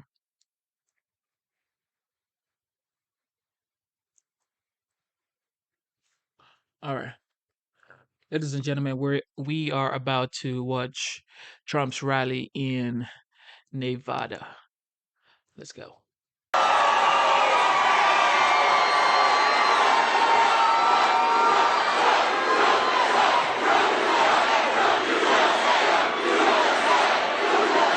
So a very big hello to Reno. We love Reno, and hello to Nevada. It's great to be back in this beautiful state with thousands of proud, very, very hardworking American patriots. Thank you very much. Nice crowd, big, beautiful crowd. We always have a good crowd in Reno. We love it. Before we begin, I want to send our love to all of the people back east who are recovering from 2 really devastating hurricanes. Our hearts are with those who lost a loved one, and we are with you all the way. We're getting it straightened out, and we need better help from a thing called the federal government. We need better help from, I guess you could say, from Kamala. They've been very bad. They've been in particular bad to North Carolina and other parts that were really devastated, really bad, but we have to get them on the ball a little bit. God bless them all. God bless you all. Thank you very much. 25 days from now, we are going to win Nevada. We are going to defeat Kamala Harris, and we are going to make America great again.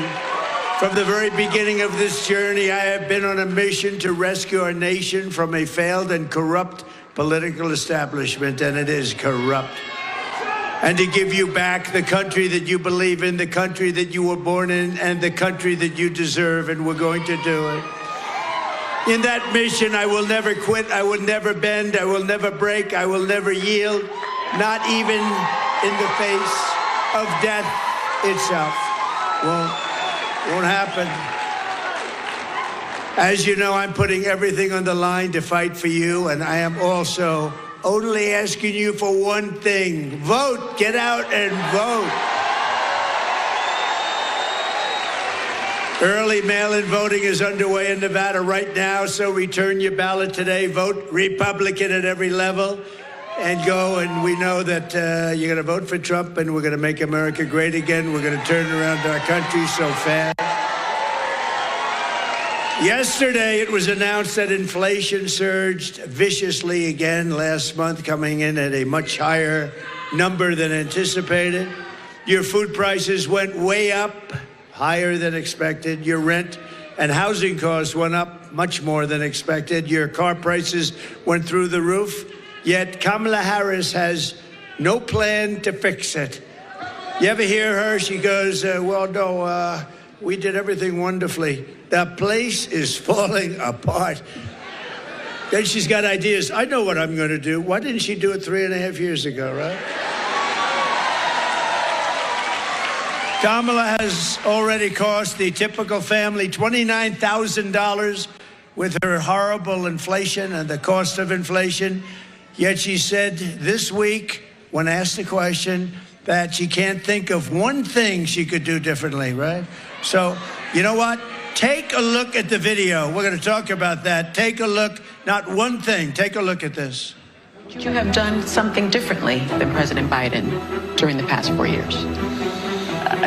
There is not a thing that comes to mind. I stood there on the tarmac watching you check your watch. The chaotic and deadly U.S. evacuation from Afghanistan stunned Americans and the world and cost the lives of 13 U.S. soldiers. Would you have done something differently? There is not a thing that comes to mind. More than 13,000 illegal immigrants convicted of murder have been caught at the border and then released into the United States. An Afghan national is in custody today after being accused of plotting an election day terrorist attack. The suspect entered the U.S. on a special immigrant visa. Gut-wrenching new details in the murder of Georgia nursing student Laken Riley. The illegal immigrant suspect, who cops say committed the heinous murder, is a Venezuelan national who crossed the unsecured southern border back in 2022. Two men investigators say are in the country illegally from Venezuela are charged with capital murder in the death of Jocelyn Nungaray. A fifth illegal immigrant accused of attacking two New York City police officers over the weekend showed no remorse or regret. Would you have done something differently? There is not a thing that comes to mind. Only 18% say the economy is in excellent or good condition. US inflation has hit a new 40-year high, increasing by 9.1% over the financial year. The cost of homes have spiked. Home buyers need to earn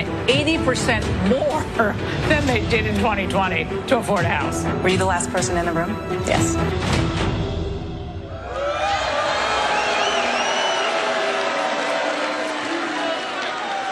So that answer that she would do nothing different is totally disqualifying. Our country is in crisis.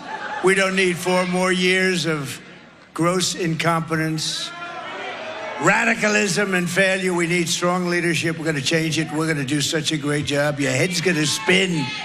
Your head is going to spin. It's time for the people of Nevada to tell Kamala Harris. Does anybody know the name Harris? If you say Harris, everybody says, who the hell is Harris? That we've had enough. We can't take it anymore. We're not going to take it anymore. Kamala, you're fired. Get out of here. Get the hell out of here. Get out of here. So bad, the worst we've ever had. Look, he's the worst president in the history of this country. The worst. And she's the worst vice president.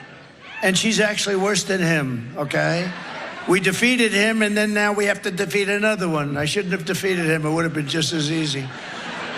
Think of it. I spent $150 million to beat him, and then we had the debate, and then everyone said he's out of there, so they got him out. It was a coup, you know. It was a coup. He hates Kamala more than he hates me, in my opinion, and that's a lot. And the problem is that she is actually less competent than him, and that's hard to believe, actually. With your vote in this election, we will quickly defeat inflation, and we will make America affordable again, because you have such a problem. On day one, we will unleash American energy, and I will cut your energy prices in half. 50%. I'm going to cut them. Within 12 months of taking office, we're going to cut them in half. We're going to cut them down 50. You know why? Because we have more liquid gold under our feet. I don't have to deal with other countries. All I have to do is say, let's go. We're going to have very large tax cuts for workers, and especially to help the hardworking people of Nevada. We will, listen to this one, no tax on tips, no tax on overtime. No tax on tips. Think of that.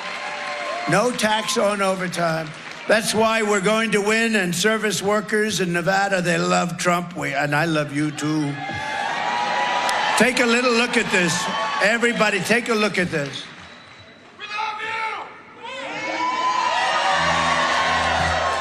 Tips. News reports confirm Biden and Harris have weaponized the IRS to confiscate your tip money.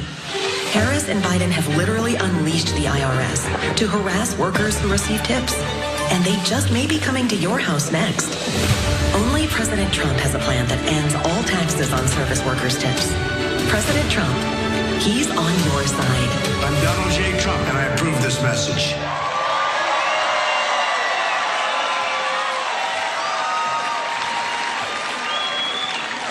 You know, what do I know? But this has to be the tipping capital of the world. I mean, you know, in some places I say no tax on tips, so we get, you know, nice.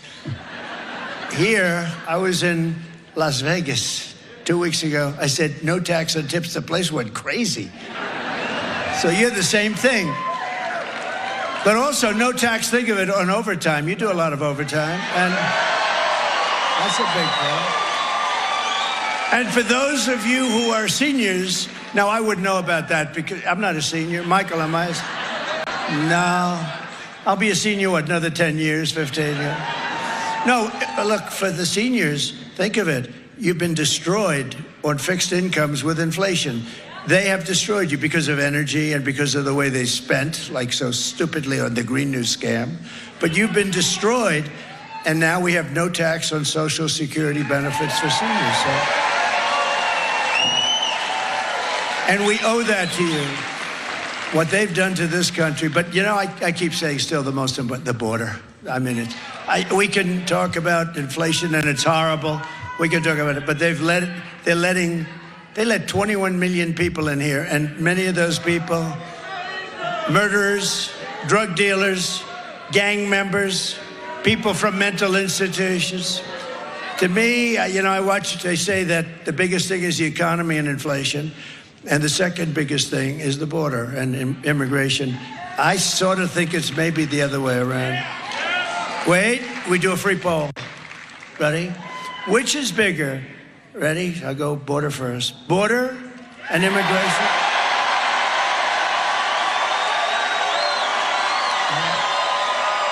Pretty big. Or the economy and inflation? I've been saying that.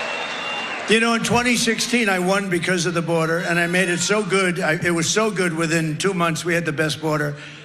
And that was it. And then I could never talk about it. My people said, sir, they don't want to hear it. You fixed it. But the problem is this border is 20 times worse. What they've done here is crazy. They either hate the country or something's going on. My message to every service worker in Las Vegas and Reno is this. If you vote for me, inflation will end. Your taxes will be cut massively. Your wages will skyrocket. Your savings and pensions will soar. And your retirement will be more prosperous. You're going to be so much more prosperous. You're going to be more secure. You're going to be safer. You're going to have a much better life. Just vote for me. Let's get it over with, okay? Much better life. Much better life. Under Kamala, it will be massive inflation, massive layoffs, massive tax hikes, and massive misery and depression. Kamala Harris will kill the American dream. That's what she's doing. And for your children, they don't have a dream with these people. These people, look, she's a Marxist. A lot of people don't know what a Marxist is. So let's put it simply, she's a communist. We're not going to have a communist leading our country. She's a communist. She's also known as the taxing queen. She loves taxes. This is the first time I've ever seen, I've been doing this stuff a long time, only for a short time on this side, but I became president, but I've been doing it for a long time. On the other side, writing checks and so I can contribute to guys like Senator John Cornyn of Texas and all. But I've never seen ever, all these great politicians are over here, where somebody's campaigning on massive tax hikes. She's campaigning, we will raise your taxes. And people, some people, they're not the smartest people, but they can, oh, thank you very much. I've never seen it. I've always heard politicians say, we will cut your taxes. Sometimes they don't mean it, but they say it. But these people openly say that they're going to raise your taxes. Well, let's give her credit for one thing. It's probably the only thing she's honest about. She's going to raise your taxes at levels never seen before, and she's going to drive out all the jobs in the country that I created. Her plan will raise taxes for the typical American family by at least $3,000 a year. Watch this tax video. You have to watch this. Joe Biden and I are about to get rid of that tax bill. Calling for a full repeal of President Trump's tax cuts. If Kamala Harris was elected president, there are many different tax policies which could cripple the economy. But the first thing she wants to do is allow these Trump tax cuts to expire. Even the New York Times admits that 85% of the middle class got a tax cut. Americans will face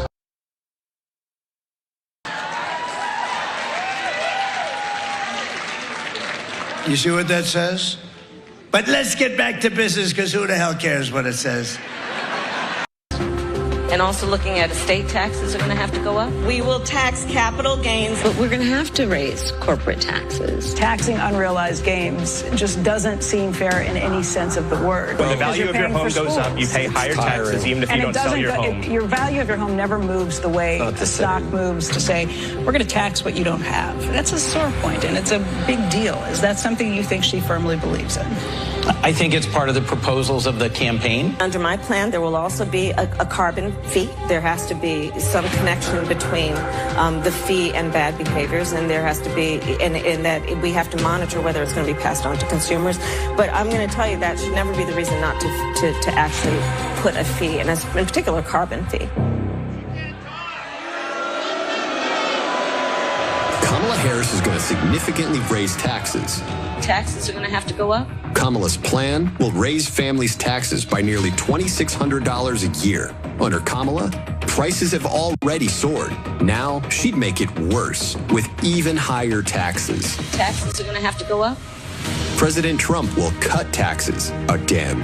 No taxes on tips, overtime, or Social Security. I'm Donald J. Trump, and I approve this message.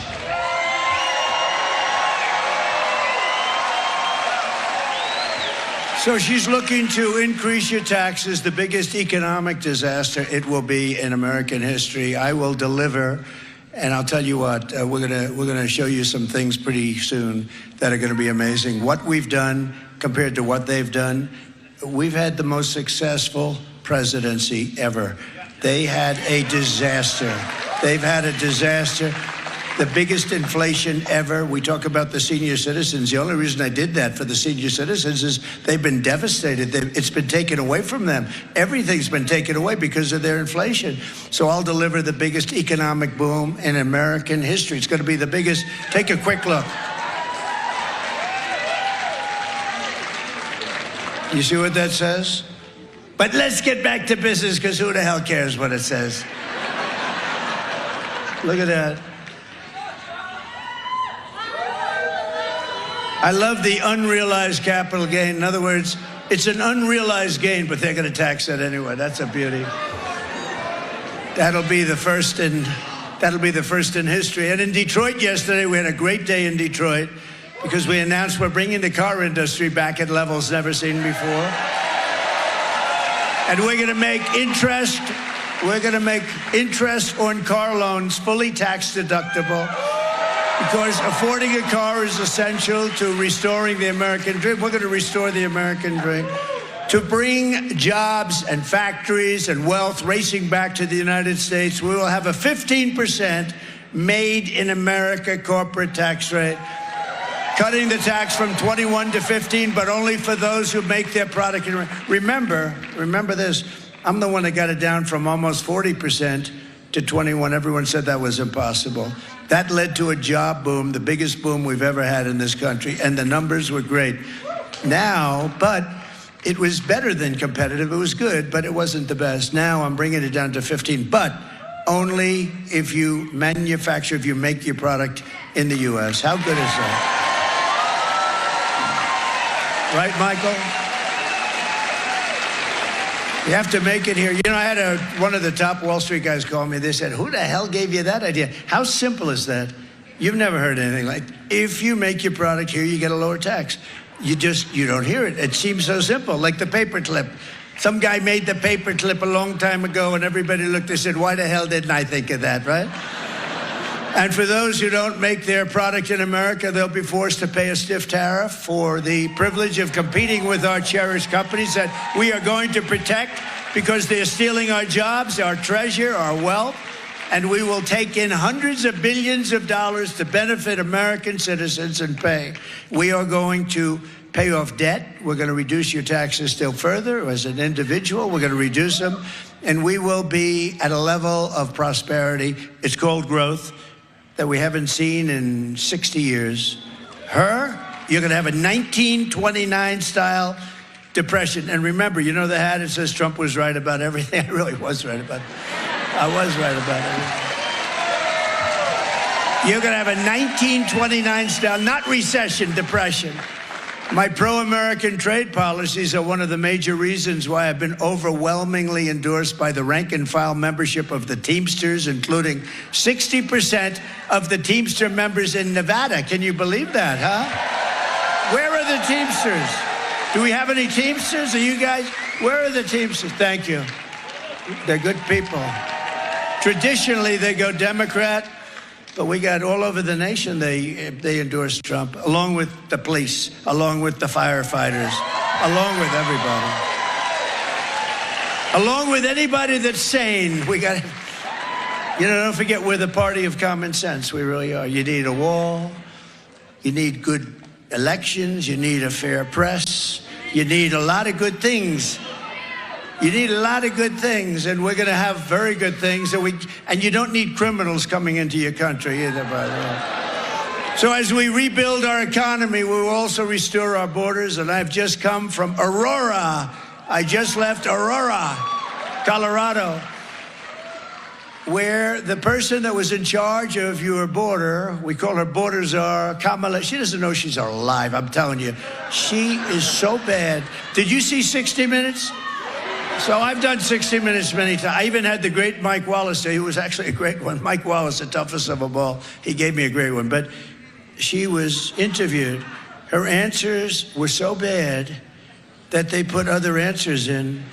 They don't do that for me. We're just the opposite. Her answers, they take it away and put new answers in. My answers, they just cut them up. So then instead of 4 sentences that are perfect, it's one sentence that proceeds back, and all of a sudden, I used to say to him, why did you cut the hell out of my paragraph?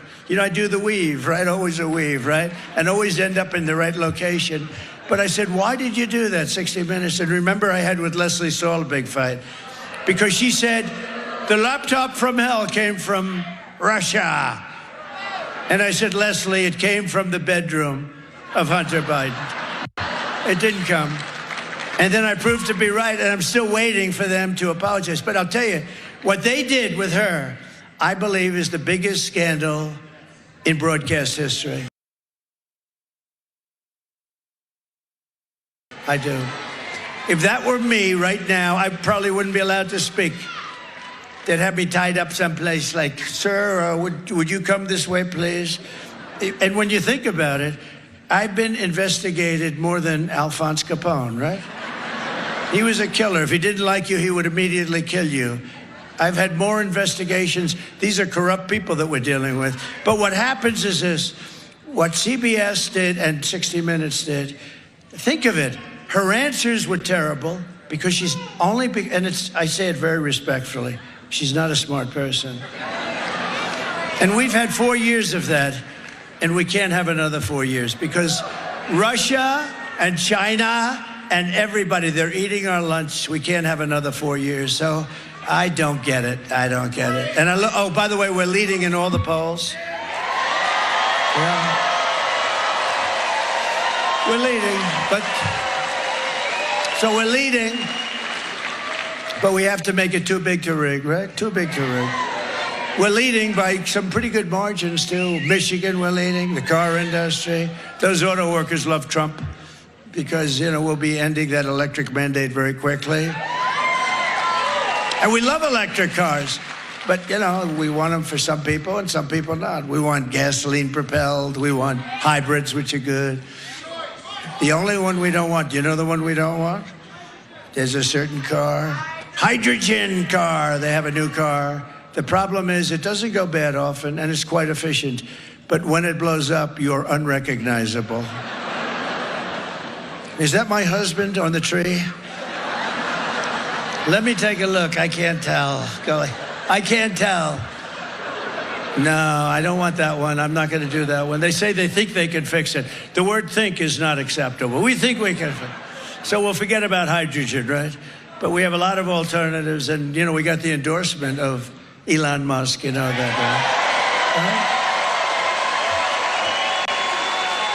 And he said it's absolutely imperative we're going to save our country. I have to win. He gave me the strongest endorsement. He's a great guy, and he makes some great things. He helped us so much with North Carolina and Georgia.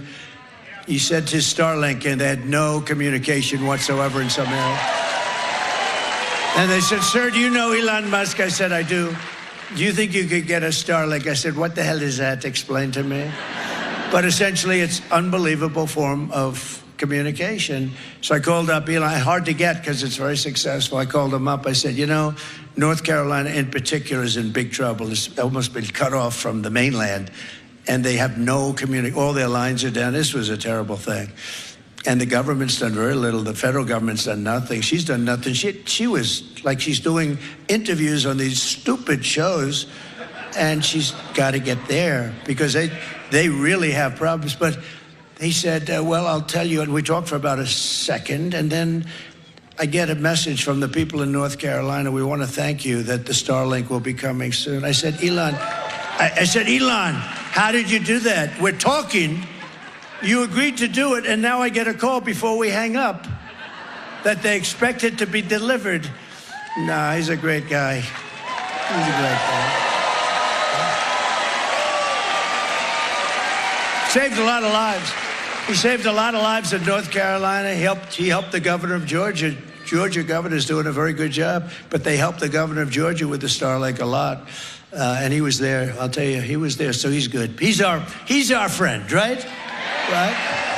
Kamala Harris has imported a savage Venezuelan prison gang. Other than that, they're fine people. Known as Tren de Aragua. Did you ever hear them? Tren de Aragua. But don't smile because they'll knock that smile off your face. They're not nice people. That has taken over an entire apartment complex. You know, they are like me. They're in the real estate business. The difference is I do it with financing. They do it with weapons that we've never even seen before. Where do they get these weapons? And it's terrorizing the residents at a level never seen. They literally walk in and tell them, get the hell out of your apartment. They took over complexes. And they have a radical left governor who's petrified. He doesn't want anything to do with it. He's afraid. He's chicken shit, okay? He's afraid.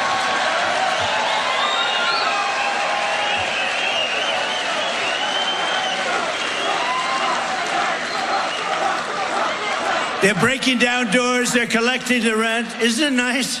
They just come over from Venezuela. They are collecting the rent. You think and you know what the landlord said? Whatever you'd like, sir. You'd like to collect my rent, whatever you want. No, they are actually going around collecting the rent from now on. Let me tell you, if I were president now, those guys would be out of here before you left this room. Send them back. We're sending them back. But they're shooting people. They're smashing jaws, breaking skulls. Watch this video. You're not going to believe it. Open borders, deadly consequences. Border crisis. Record high crossings are putting a strain on cities across America. It is a full-blown invasion. Armed Venezuelan gang members storming an apartment complex in Aurora, Colorado. When people talk about migrant crime, this is what they're talking about. Biden and Harris had created a program to bring them in under humanitarian parole. I am in favor of saying that we're not going to treat people who are undocumented across the border as criminals. More than 13,000 illegal immigrants convicted of murder have been released into the United States. My 20-year-old daughter, Kayla Hamilton, was murdered in her own room. Kayla's murderer was apprehended by Border Patrol crossing illegally into the U.S. Kayla's murderer had been improperly released into the United States. Abolish ICE. Yeah, we should probably think about starting from scratch. An Afghan national is in custody today after being accused of plotting an election day terrorist attack. The suspect entered the U.S. on a special immigrant visa. More than a dozen people suspected of being Tren de Aragua gang members right here in San Antonio. The gang members had been terrorizing the apartment complex. New details in the murder of Laken Riley. The illegal immigrant suspect, who cops say committed the heinous murder, is a Venezuelan national. And was paroled and released into the country by the Biden administration. Two men investigators say are in the country illegally from Venezuela are charged with capital murder in the death of Jocelyn Nungaray. Court documents suggest a group of men arrested for beating and robbing a Dallas woman last month are members of a Venezuelan street gang. Manuel Hernandez was booked by Colleyville police just 2 days earlier and released the day before the robbery. These are our new citizens. These are the new people. These are the people that we have coming into our country, and we're now known as, and all throughout the world, as an occupied country. We're an occupied country, can you believe? And you know, they have a lot of people. If you think about it, 21 million, not including the gotaways. You know what a gotaway is? Those are the people that just run and nobody knows who the hell they are. But we have 21, think of this, 21 million people, 13,000 murderers, to be exact, 13,099 murderers, the biggest drug lords in the world. They got them all out of Caracas, Venezuela. Do you know that Venezuelan crime went down 72%? Because they put all their criminals into the good old USA. We're not going to stand for it. We're an occupied state that refuses to let our great law enforcement professionals do the job that they so dearly want to do. You know, the law enforcement wants to do the job. They really want to do the job, and they're not allowed to do the job. They want to do it so badly, they're so good, but they don't want to lose their pension. They don't want to be fired and lose everything, lose their family, lose their house. But to everyone here in Nevada and all across our nation, I make this vow to you. November 5th, 2024 will be Liberation Day in America. Liberation Day.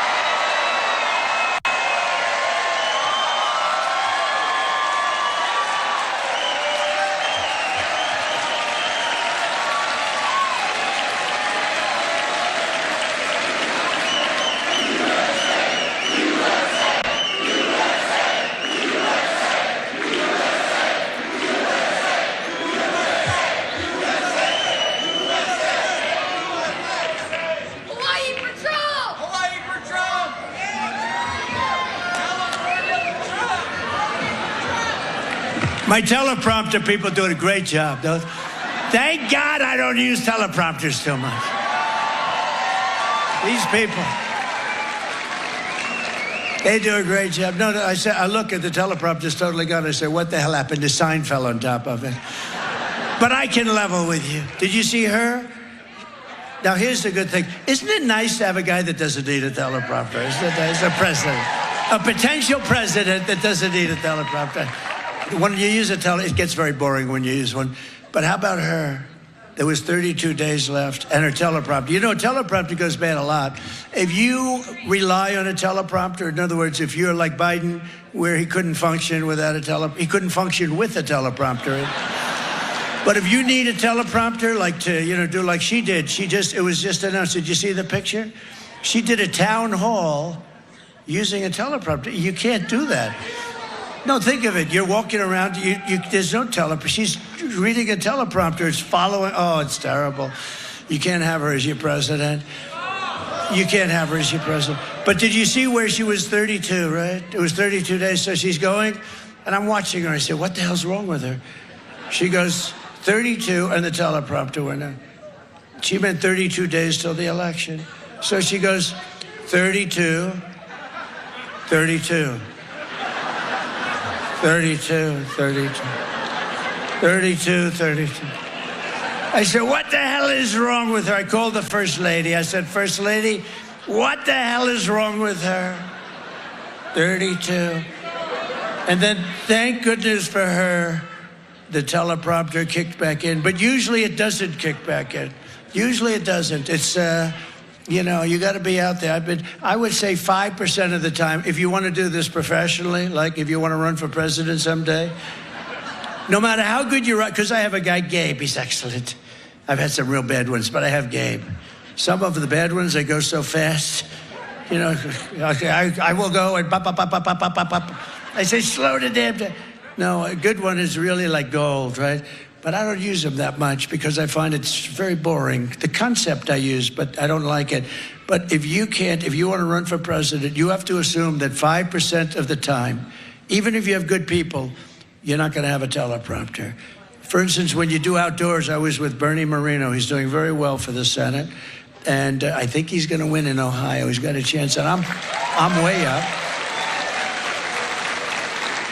And I went out, and I didn't want to do it because I said the weather's too bad, but that's okay. I did it. We had 45-mile-an-hour winds. This is in Ohio. That's like, you know, I thought we were in Scotland, actually. And the teleprompters were bending because they're not strong. They're bending. They're going over. And that didn't matter because within about 2 minutes, they blew off the stage. They actually blew away. And we had 50,000 people. I'm standing there like this. I didn't have any notes, nothing. And you know what? He won the election. Thank you very much, President Trump. He won the election. And other than a few people that saw the things flying away, they flew away beautifully. Nobody even knew. So anyway, no, there's something wrong with her. When you can't get up and make a speech like normally, like with all the work we do, you know, you'd think you could for 40 minutes. Well, she makes very short speeches too. Do you ever notice they're like 10 minutes? It's, ladies and gentlemen, I'd like to thank you. My name is Kamala. And she, you know, she'll speak like so routinely, so word salad, the words. I don't like the sound of it, but it's sort of true. You know, she just like, they're just words. They're put together. They don't mean anything. How the hell can we have a person like this to be our president?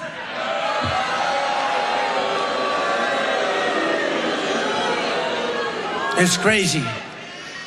But I will round up the illegal alien gang members and they will be put in jail or thrown out of our country until not a single one is left. And we're going to call it Operation Aurora, if you don't mind, okay? Because they were the first to come. And this is happening all over the country, by the way. If they come back, it's an automatic 10 years in jail with no possibility of parole. Because we don't want them to come back. They got to stay out. And I'm hereby calling for the death penalty for any migrant that kills an American citizen or a law enforcement officer.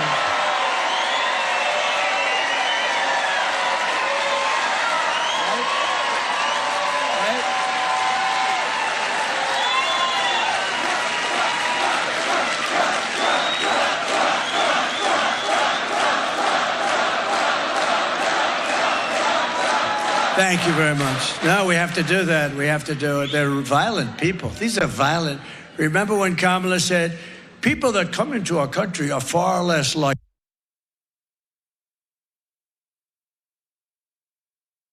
make us look like a bunch of babies, okay? And we're getting them the hell out of our country. They're destroying our country. They're ruining lives. We're getting them out. Kamala's open border policy will destroy Medicare and Social Security for seniors because they're stuffing them there. They're putting them everywhere, but they're stuffing them in. She let in 21 million people and wants to make them all citizens. She wants to make them citizens because there's no way of telling. They have no records. They have no anything. They let them in totally unvetted. Everyone's coming in, the murderers and whoever. She wants to have them come in and then they can loot, they can plunder, they can take everything that you've made in your life. They can destroy your lives, they can kill you, they can hurt you. She wants to make them all citizens. It's crazy. It's crazy.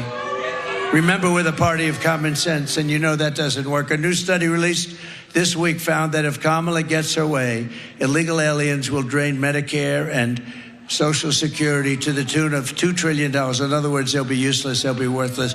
You won't get your Social Security worth. She'll kill it. And she has no idea, economically, with finance, she has no idea what the hell she's talking about. They ask her a simple question. When they asked her the other question, that was a disaster because she said, yes, I'll change a lot of things from Biden. And then she gets in trouble because he hates her so much. And she, what do you mean you'll change? So now they're fighting. So she doesn't know what the hell's going on. He's angry. Her people want her to say she'll have nothing to do with Biden because he's a disaster. And then she wants to say that she's okay. But Biden doesn't want that. So they go back and forth. This poor woman doesn't know what the hell is happening. I will protect Medicare and Social Security with no cuts. We're not going to have any cuts. And we're not going to raise the age. She's going to raise the age by 7 years on Social Security. We're going to have no cuts whatsoever, and we didn't have any. And there'll be no benefits for illegals, by the way. Already, Kamala is ransacking Medicare to pay for the Green New Scam. Do you know what the Green New Scam was? She actually wants $93 trillion. Think of this. That's bigger than our budget for like 100 years. 93. You know who made it up? AOC plus 3. We said, did you go to college on the environment? No. Do you have anything to do? This is AOC, right? Do you have anything to do with the environment? No. But I've decided that this is the way it is. All buildings in New York are going to be ripped down and new buildings are going to be built without windows. Because you see, a window is environmentally unfriendly, having to do with the heat, the gases, and the sunlight. The ideal building is tall, thin, with no windows whatsoever. It's a hard sell. If you can get somebody to buy it, you can sell anything. It's the only thing. Now, they have the craziest thing I've ever... But the total cost is $93 trillion. So if you add us, China, every other country in the world, and gave us about 40 years, we might be able... These people are crazy. They're destroying our country. They use it almost as a method of hurting us and hurting our country. And some countries laugh at it. You know, China laughs at it. Kerry goes over there on his private jet, lands, meets with President Xi. We don't want you to use coal anymore. Oh, okay, we'll work on that. We're going to start working on it. In the meantime, he's building a coal plant a week. Oh, we'll work on that. Kerry goes, he promised he'd work on it. He promised. What a fool. No, it's so embarrassing. You know, these people are very streetwise. They're brilliant people, and they're at the top of their game. We have a man that 30 years ago wasn't at the top of the game, and she's worse. I'm telling you, she's not as smart as Biden. Watch. And you see it now, and she's fading rapidly in the polls. The only reason she was okay is because nobody knew who the hell she was. They said, Harris. Who the hell is that? Nobody knew who she was. And now they're learning that she's a communist. We're learning that all sorts of bad things about her. She's further left than Pocahontas. Do you know Pocahontas? Remember when they wanted me to apologize to Pocahontas? I said, I'll do it, because I destroyed her presidential campaign. She was leading for president, and then she said she was an Indian. Why are you an Indian? Because my mother told me I had high cheekbones. This was... You can't get in trouble when you're telling the truth. That was why, that was her reason. And then when I heard that, I said, oh, let's call her Pocahontas. And because she didn't look like an Indian to me. But we drove her crazy. And then she fell for it. She went out and did a test, remember? And it came back 1,024th. In other words, somewhere in a million years, there may have been one guy there. And she was so happy. Remember, she was so happy that she released the finding. She thought it was good because maybe there was a tiny little chance. And then I said, well, I have more Indian blood than she has, and I have none, unfortunately. I'd like to have some. No, I'd like to have some. I would be very honored. But I have none. But I think I have more than she has. And that was the end of her political career. She likes me very much, but Pocahontas. Because of the Medicare cuts, Kamala passed with her tie-breaking vote on the Inflation Creation Act. Did you ever hear of the... I changed the name. I take a little... Much less liberty than 60 Minutes takes, by the way. They would take the whole damn thing out and write it for her. No, it's called the Inflation Reduction Act, right? And I thought... He says, you're right. The Inflation Reduction Act, and I call it the Inflation Creation Act. So that's not nearly as bad as 60 Minutes. Right? 60 Minutes just took everything out. They say, listen, we put her on. She gave us this answer. If people hear this answer, she will immediately be thrown off. I mean, it's so bad. So why don't we just give her a new answer? So they took it out and gave her an entirely new answer. If I ever did that, or if that were ever about like a Republican, it would be the biggest scandal in history. I think it's going to be anyway. 60 Minutes should be taken off the air for what they've done.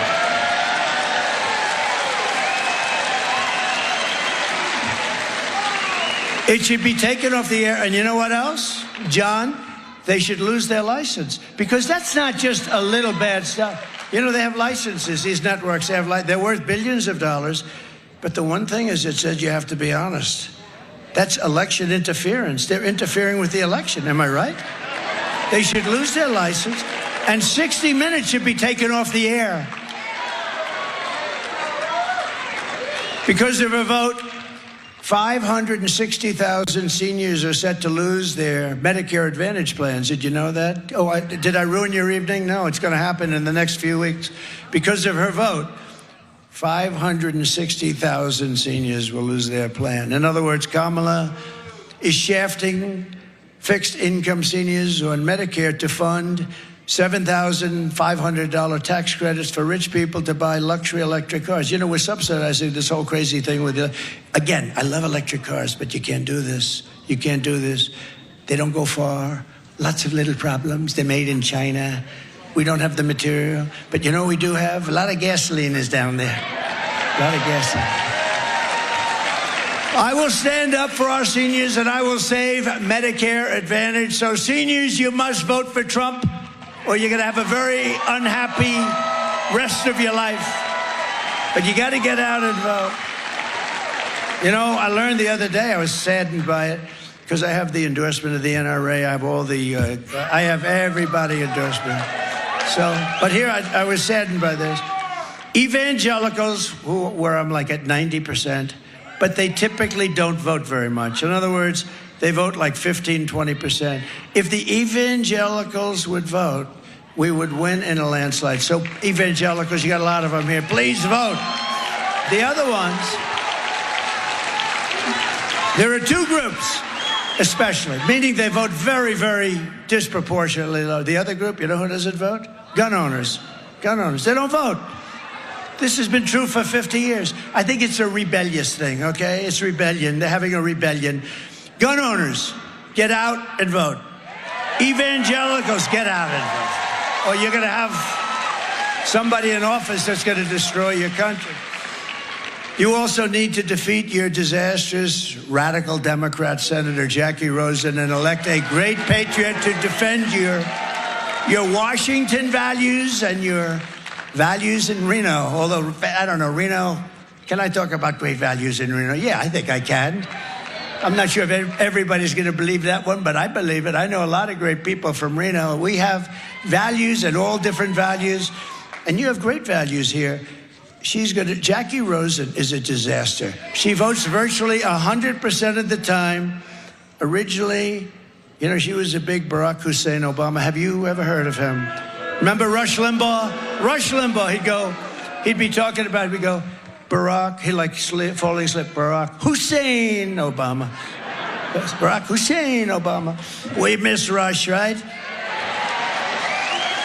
But we've got Sean Hannity, and we've got Laura, we've got Jesse. We've got Gutfeld. How do you like Gutfeld? I did his show.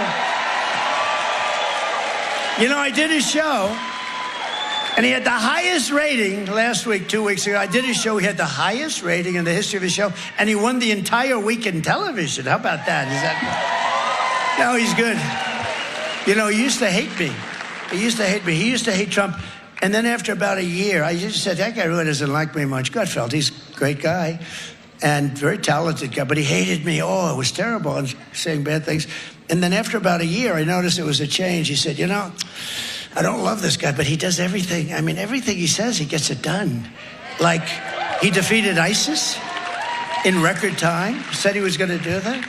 He gave you the largest tax cuts in history, and he said he was going to do it. He got it passed in Congress. He gave you the largest regulation cuts, and he goes through this list. I didn't even know I did that much stuff. But he said, you know, I'm starting to like him, actually. He said, would you rather have a guy that you really like, but he gets nothing done, or a guy that you can't stand, and everything gets done that's good for the country? I built hundreds of miles of wall. I built 571 miles of wall. I was going to add to it, much more than I said I was going to build. He said he built the wall. Now, I will say this, I was going to add 200 miles more. I didn't promise to do that, but I thought it would be good. And when they came in, they sold a lot of that for 5 cents on the dollar. And I said, you know what? I think they want open borders. That's when I learned. I think they want open borders. But Gutfeld was great. So anyway, he had these great ratings. And now he really likes me a lot because he says, he does everything he says he's going to do. And I say I'm going to do more than anybody else says they're going to do because I'm a worker and I know how to get things done. So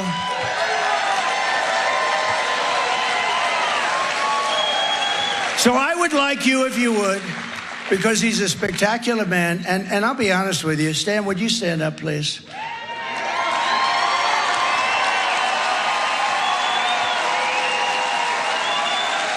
There is nobody that has ever run for the Senate that has given up so much. He's given up so much. He's a great war hero.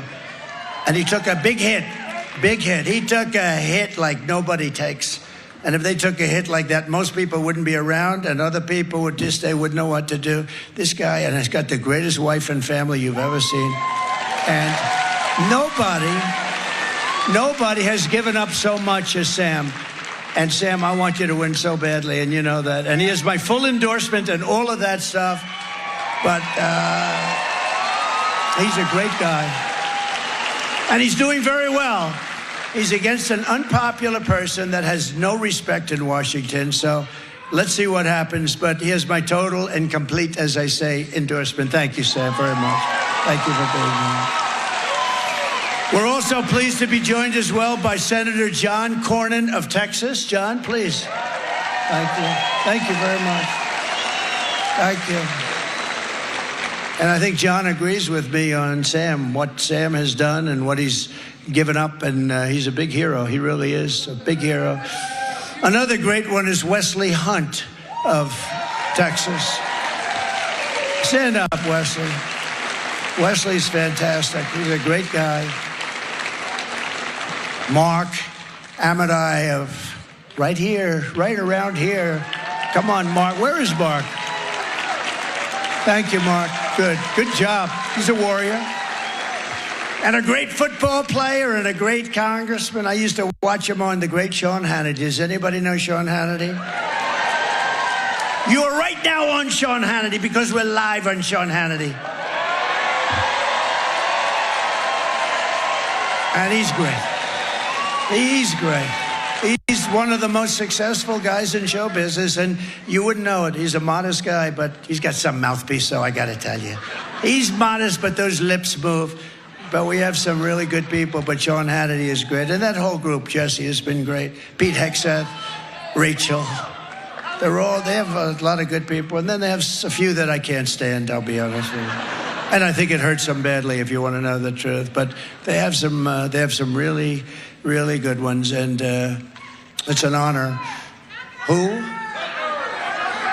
Tucker's great. Tucker's great.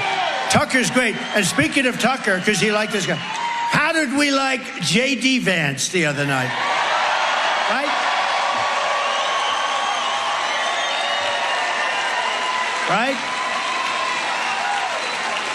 J.D. Vance was unbelievable the other night. So, Burgess Owens, please stand up. Great football player, great man, great friend of mine.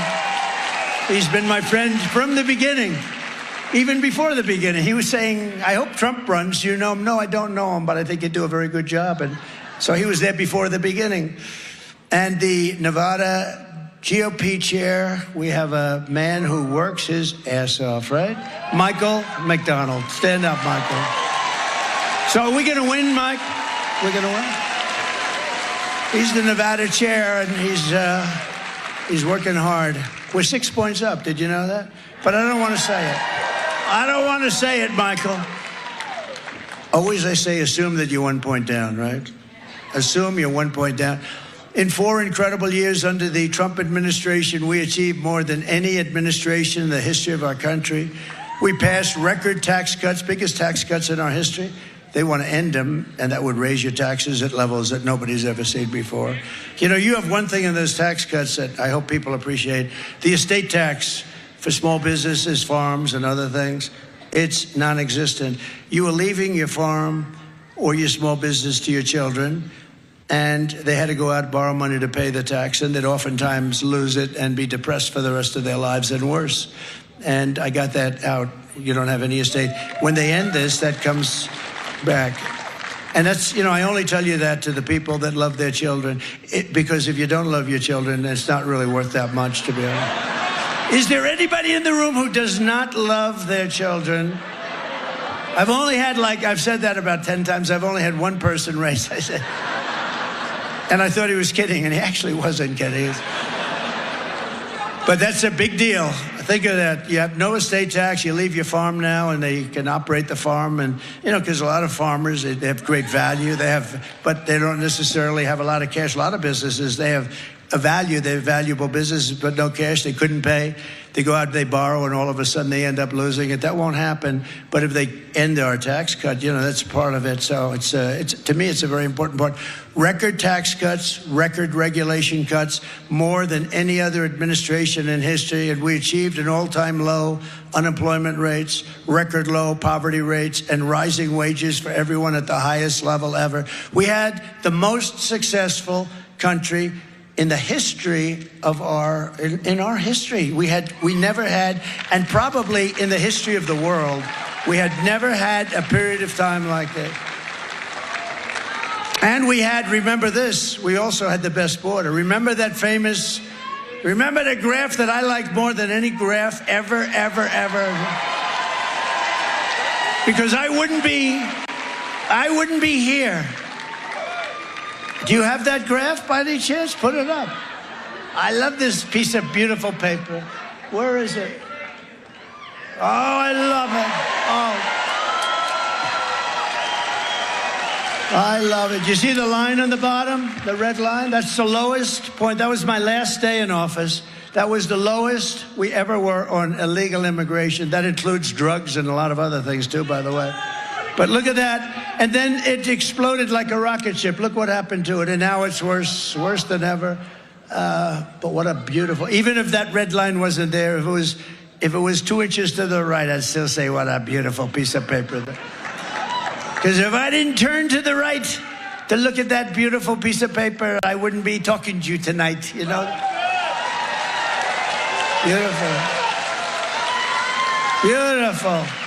Yeah, I just realized I just went like this. Yeah, that's what I did. I went like that. We ended the NAFTA disaster, canceled the TPP, which would have been a disaster for your state, withdrew from the ridiculous, one-sided Paris Climate Accord, and stood up to China. We stood up to China like never before, bringing in tens of billions of dollars when no other president got 10 cents from China. Not Bush, not Obama. They never got. In fact, I put on taxes and tariffs. I took in billions, hundreds of billions of dollars from China. It never happened before. And don't let that baby bother you, because it doesn't bother me. To me, it's that beautiful. Where is that baby?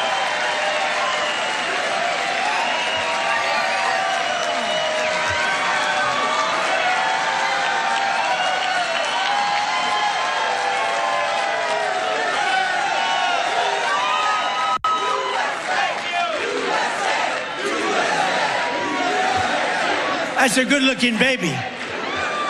Don't worry about it, Mom. It doesn't bother me. You know what it means? Happy, youthful, beautiful baby, perfect baby. Thank you. We had the most secure border in U.S. history, fully rebuilt the U.S. military, and created a thing called Space Force. That hasn't been done. Remember that. That hasn't been done since Air Force 82 years ago. We obliterated ISIS, and with the Abraham Accords, we made peace in the Middle East, but Biden didn't follow it up. They don't follow anything up. I'm proud to be the first president in decades to have started no new wars. I finished wars.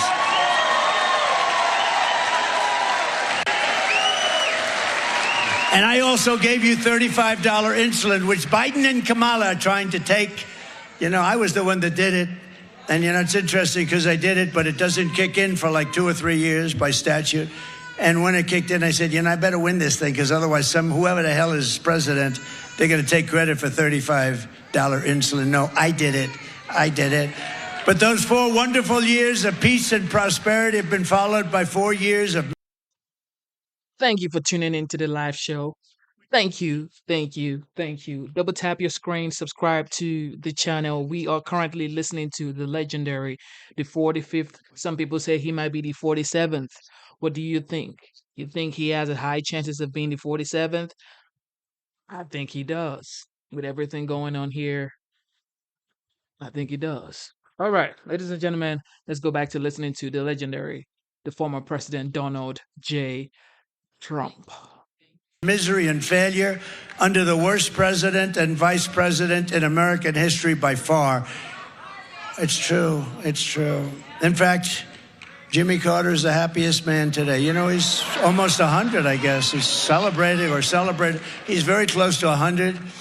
And he is now happy because he goes down as a brilliant president by comparison to Biden. He didn't have a border like this. He didn't have the problems that we have. We're going to end up in third world war with this guy. We're going to end up in a third world nuclear war because of this guy, because he doesn't have a clue what the hell he's doing. And she is worse. Remember I said it. She is worse than him. She's not as smart as him, and he's not smart at all. But here are the facts. Kamala Harris is a radical left Marxist, rated even worse than Bernie Sanders.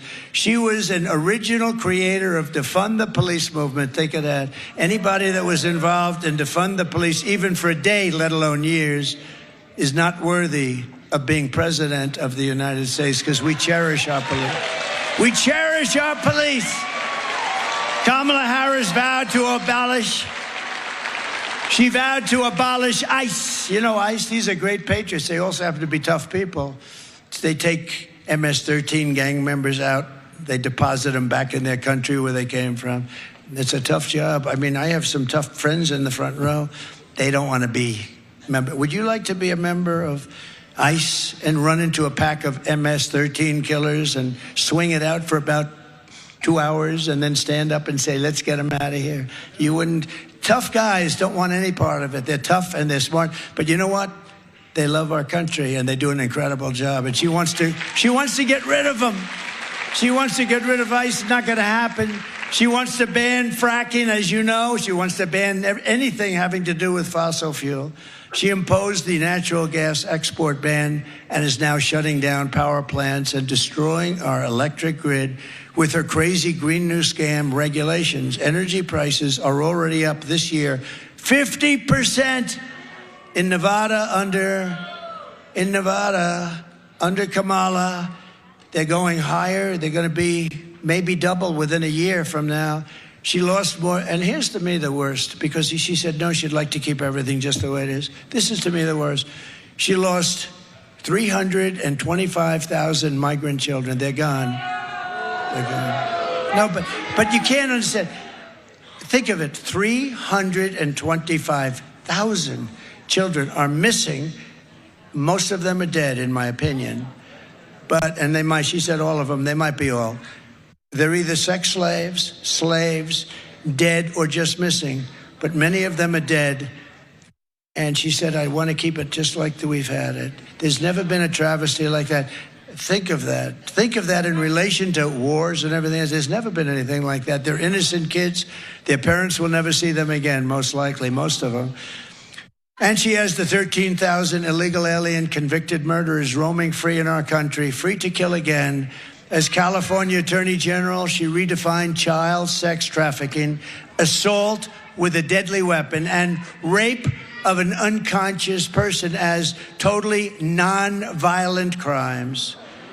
No, she's radical left. She just moved a little bit toward MAGA when she realized she wasn't getting any votes, right? In fact, we're going to send her a MAGA hat, I think, tonight. And she pledged to confiscate your guns and endorsed a total ban on handgun ownership. She sponsored a bill to impose a 100% ban on gas-powered automobiles. Can you imagine that? You have to give up your automobile. Darling, I really want to drive to Washington, but I don't want to make 7 stops. She even called for free sex changes for illegal aliens in detention. At taxpayer expense, one of the most expensive operations, by the way. That's the least of the problems. And perhaps most revealing of all, she lied about working at McDonald's. How simple is that? No, she said everything that she ever. I worked hard at McDonald's for a long time. I worked over the French fry bin. You know what I'm doing next week? I'm going to a McDonald's to work. Because if I work there for 10 minutes, I will have worked there longer than her.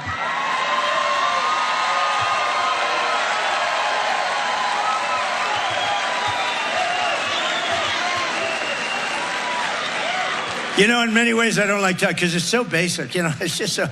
But there's something beautiful about it, too. It's so simple. She said she worked at McDonald's, meaning I worked so hard. It's hard work. She worked at McDonald's. It turned out to be a lie. She's a liar. That's why I call her lion. That's why I call her lion. I had her as comrade. Okay, here's another poll. Who likes Comrade Kamala Harris? Comrade meaning like, you know, sort of a communist thing. Or who likes lion? Let's do comrade first. Who likes comrade? Comrade Kamala Harris. Lion Kamala Harris.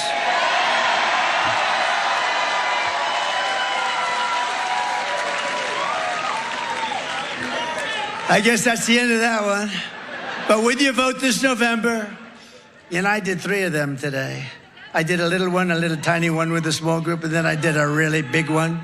I did a big one, and I did this one, and I'm still raring to go. They say, how the hell do you get the energy? How do you get the energy?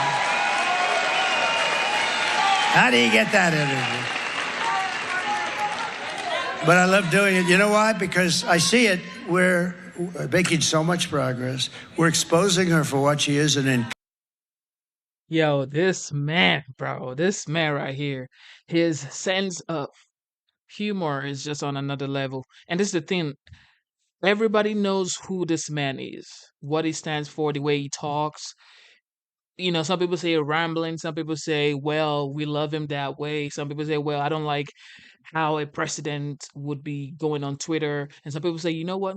We don't care. Everybody has their perspective about Trump. However, people know him for who he is. You know what I mean? Who he is. However, on the other hand, by contrast, people don't really know who Kamala is yet. She's still trying to define herself, and that's why most times when she's asked a question, people are she's trying to say, you know what, I grew up in a middle class family, blah blah blah, because she's trying to define herself to the American public. But it's really going to be hard, especially with the results the Americans are going through, the results that she's part of in this current administration. People are going through the performance that they have put up right now. Everything is so high right now, man. So high. It's just what it is. But tap your screen, subscribe to the channel. Let's get it. Competent communist.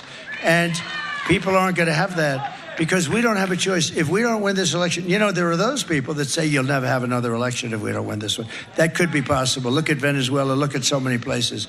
It sounds far-fetched. It's not at all. Look at what's happened in just 3.5 years. Look at what's happened to our country in 3.5 years. We have to get out. We have to win this election. But with your vote this November, we are going to defeat these radical left country destroyers, and we are going to finish what we so brilliantly started. We had it going so good.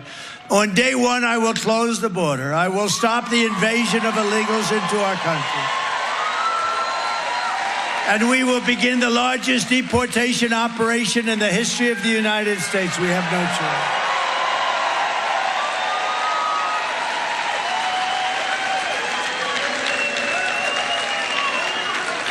The illegal migrants coming into our country are taking the jobs of American citizens. But you know what they're really taking? The jobs of Black and Hispanic workers. They're taking the jobs. Black community, Hispanic community is being decimated by what's happening. They're coming in and they're taking the jobs. And you know what's going to be next? Unions are going to become, they're going to be next. They're going to take a lot of union jobs away. They're going to take jobs away, period. But the Black community, you saw the bad numbers last week. They were terrible. They got down. You know why? Because they're hiring people. Well, you had a job for years, and now all of a sudden somebody else is taking the job. And it's also affecting the Hispanic people. And my numbers with the Black, and especially Black men, I love Black men. I love them. I love them. I have gone through the roof with black men. Black men. I don't do quite as well with black women, I must say. I don't know why, but I'm sure that'll work out too. But I do appreciate it. I do, and we're doing unbelievably with Hispanic. The Hispanic population has been incredible. We will quickly become energy independent as we were before and make America the dominant energy producer in the world by far. We will frack, frack, frack, and drill, baby, drill. Get our prices down. And we will terminate the insane mandate demanding that you have to have all electric. Everybody has to have an electric car within a very short period of time. That goes for trucks. It doesn't work. The battery is so heavy. Do you know that a battery for a truck is so heavy that you'd have to rebuild every bridge in America because they can't handle the weight? That doesn't affect these people. The other thing is you'd have 6 stops between New York and Los Angeles. With diesel, you'd have none and can even come back 10%, okay? You'd have none. Think of it. And it takes up a lot of payload. But think about it. It's much heavier. The battery's very heavy, right? Very, very heavy. You would have to rebuild every bridge in America because it's not designed for that kind of a load. Can you believe it? And I said to this gentleman, one of the big truckers, one of the biggest, maybe the biggest in the world, I said, have you told them that, yes, what did they say? We don't care. We want you to build all electric. And he ain't doing it. I'll tell you, he's not doing it. I said, how many trucks do you have? He said, 29,000. I said, you got 29,000. How big are they? They're all 18-wheelers? Is that what it is? The big ones are 18-wheelers. And he said, you must be very rich. He said, I'll tell you what, they're going to try and make me poor. He said, he said something interesting. He said, sir, I've been buying trucks for 50 years, and every year they get better, more efficient, stronger, bigger, better looking. And now we even build beautiful, I call them an apartment. We build beautiful apartments behind that cab, and they are beautiful. This guy loves trucks, and they are beautiful. Sir, honestly, you'd be proud to live in one of them. And I said, How about the First Lady? You think she'd love it? I don't know if she'd love it. I can handle it. I don't know if she would like it. I don't know if she... By the way, go buy her book. Her book is great. I was a little nervous when I read it because I said, I wonder if she's going to be hitting me hard. No, she was very nice. Otherwise, I wouldn't recommend it. It's very simple. Now, go buy it. It's great. It's number one bestseller. I will stop outsourcing and turn the U.S. into a manufacturing superpower. Working with Elon Musk, we will slash a record amount of government waste. He's good at that. That's what he wants to do. He doesn't want to be a secretary. He doesn't need it. He's got rocket ships all over the place. He's a wild man, I'll tell you. But you know what he wants to do? He said, I can cut costs, trillions of dollars, and nobody will be even affected, and our country will be back in great shape. Between that and charging countries. This is why people like the former president, because he is original. He says what he wants to say. Nobody tries to influence this guy. He just says what he wants to say. Doesn't even follow the teleprompter. Doesn't follow the teleprompter, guys. He says what he wants to say when he wants to say it, however he wants to say it. This is the type of leader the people are asking for, the people are yearning for. Listen to what he said about Melania's book. He was like, you know what? If he wasn't all that, I'm not going to recommend it. If she was hitting me hard, I'm not going to recommend it. Bro, think about that. Just think about that, bro.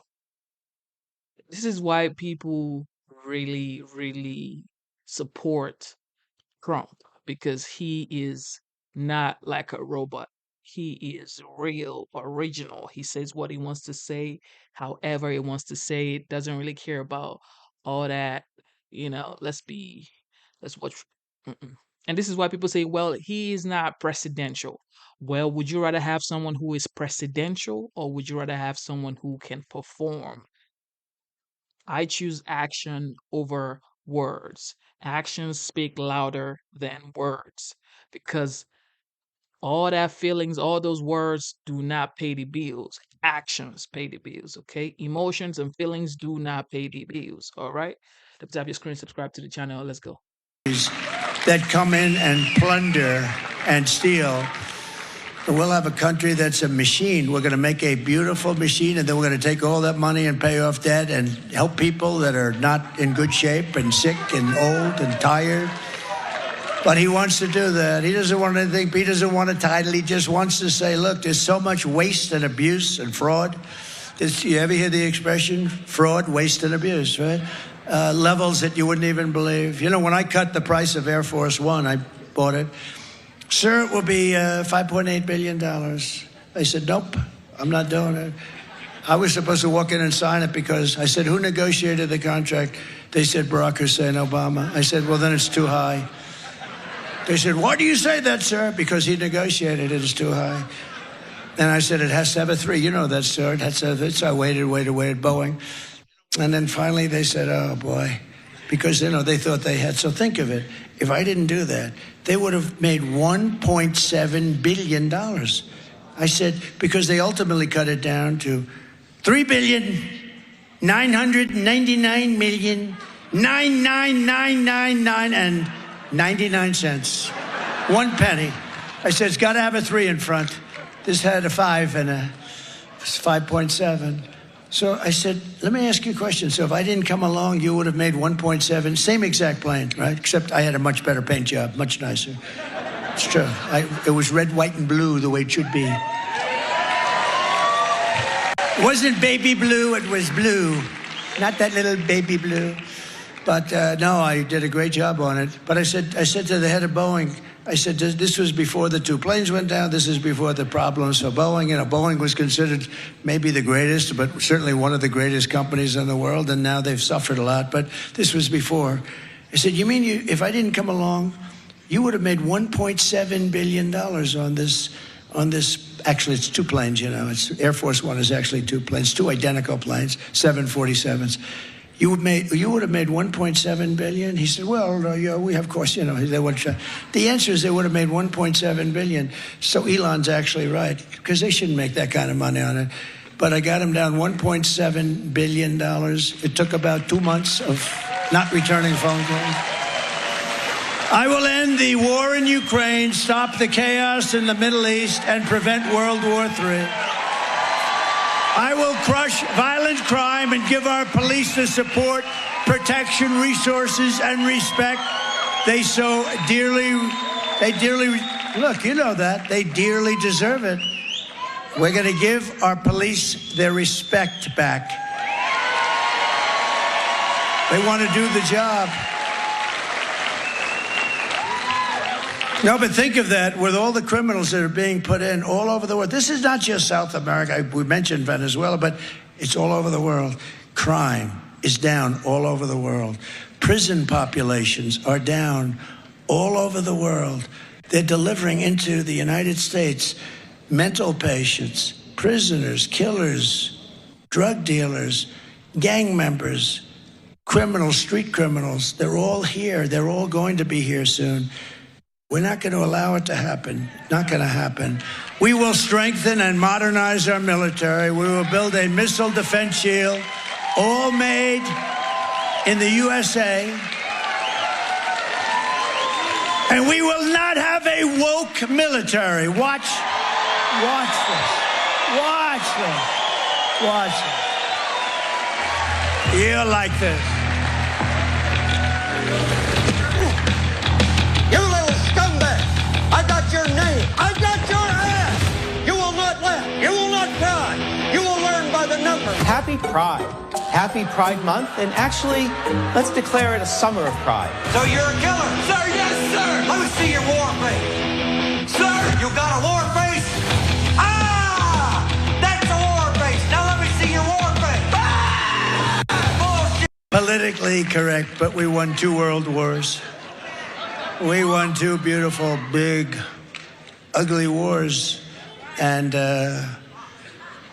we are in a woke mode. Look, I defeated ISIS in a matter of weeks. It was supposed to take years.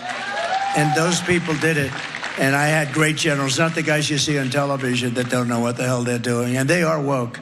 But the military, you could take these military guys that we have and put them into a woke cage. They call it a woke cage. Scream at them for 2 years about wokeism, and they come out and they want to beat your ass. We have very tough, smart, great military. We have to take care of our military, though. We gave billions and billions of dollars of it to Afghanistan, to the Taliban. You know, we didn't have one soldier killed in 18 months. They were going along killing our soldiers. And I made a phone call, and the fake news, that's a lot of fake news back there. Look.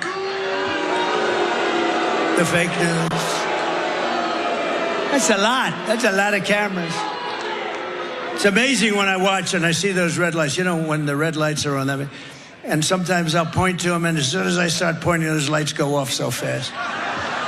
We will lead the world in space and reach Mars before the end of my term, and we will rebuild our cities, including our capital in Washington, D.C., making them safe, clean, and beautiful again. And I will support universal school choice, very important. And we will get critical race theory and transgender insanity the hell out of our schools.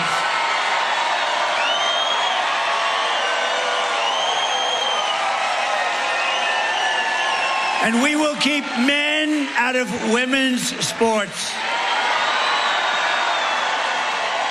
I will defend the Second Amendment, protect religious liberty, restore free speech, and we will secure our elections.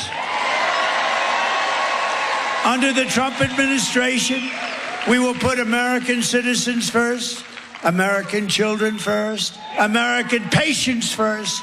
You cannot get into a hospital, by the way, because the migrants have all of the beds. You cannot get into a hospital. You cannot get your kids into a school because they're migrants there that don't even speak the language. It's unbelievable. They're giving, because of Biden and Kamala, they're giving precedence over your children who've been in that school.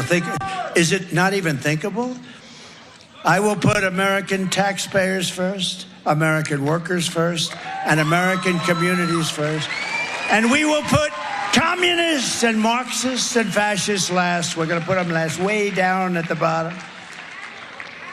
And they will always be last. We will defend our territory. We will not be conquered. They're trying to conquer us. Think of it. These guys are walking in with guns that are more sophisticated than our military has. They have no money. They come in from different parts of the world, and they have better guns than we have. There's something going on, but I'll get to it very quickly. It's going to end. It's going to end unpleasantly for them. We will reclaim our sovereignty, and I will give you back your freedom, your life, and your country. Everyone will prosper. Every family will thrive. And every day will be filled with opportunity and hope. We're going to bring back the American dream. But for that to happen, we must defeat Kamala Harris and stop her radical left agenda once and for all. We want a landslide that is too big to rig, too big to rig. And again, early mail-in voting is underway, and you have to get out there and do it and get everyone you know to vote. Because think of this. After everything that we've been through a lot together, right? These are vicious, horrible people. I call it the enemy from within. We stand on the verge of the 4 greatest years in the history of our country. If we win this election, we're going to have the 4 greatest years in the history of our country. With your help, from now until Election Day, we will redeem America's promise. We will put America first, and we will take back the nation that we love. November 5th will be the most important day in the history of our country. And together, we will make America powerful again. We will make America wealthy again. We will make America healthy again. We will make America strong again. We will make America proud again. We will make America safe again. And we will make America great again. Thank you very much. Thank you, Reno. Thank you. God bless you. God bless you all. Thank you for tuning into the live show. Double tap your screen, subscribe to the channel.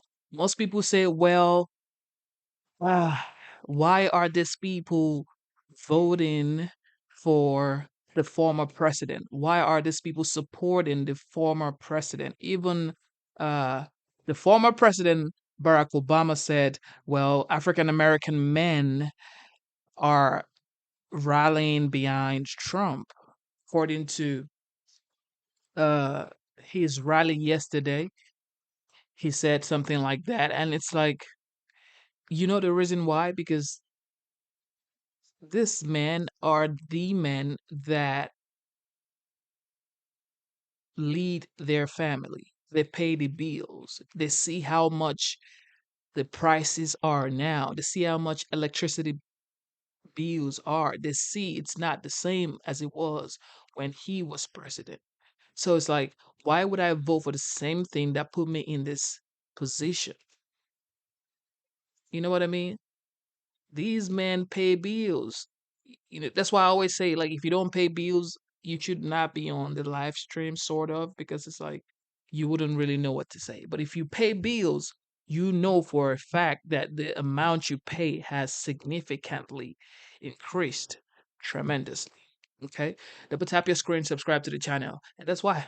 That's why you're seeing record numbers supporting this man right here, because there was just affordability. Mortgage prices was way more affordable. Interest rate was way more affordable. Everything was nice. All right, ladies and gentlemen, double tap your screen, subscribe to the channel. We are currently going to listen to another video, and that is the White House press secretary. She addressed some of the situation going on worldwide. Let's listen to her.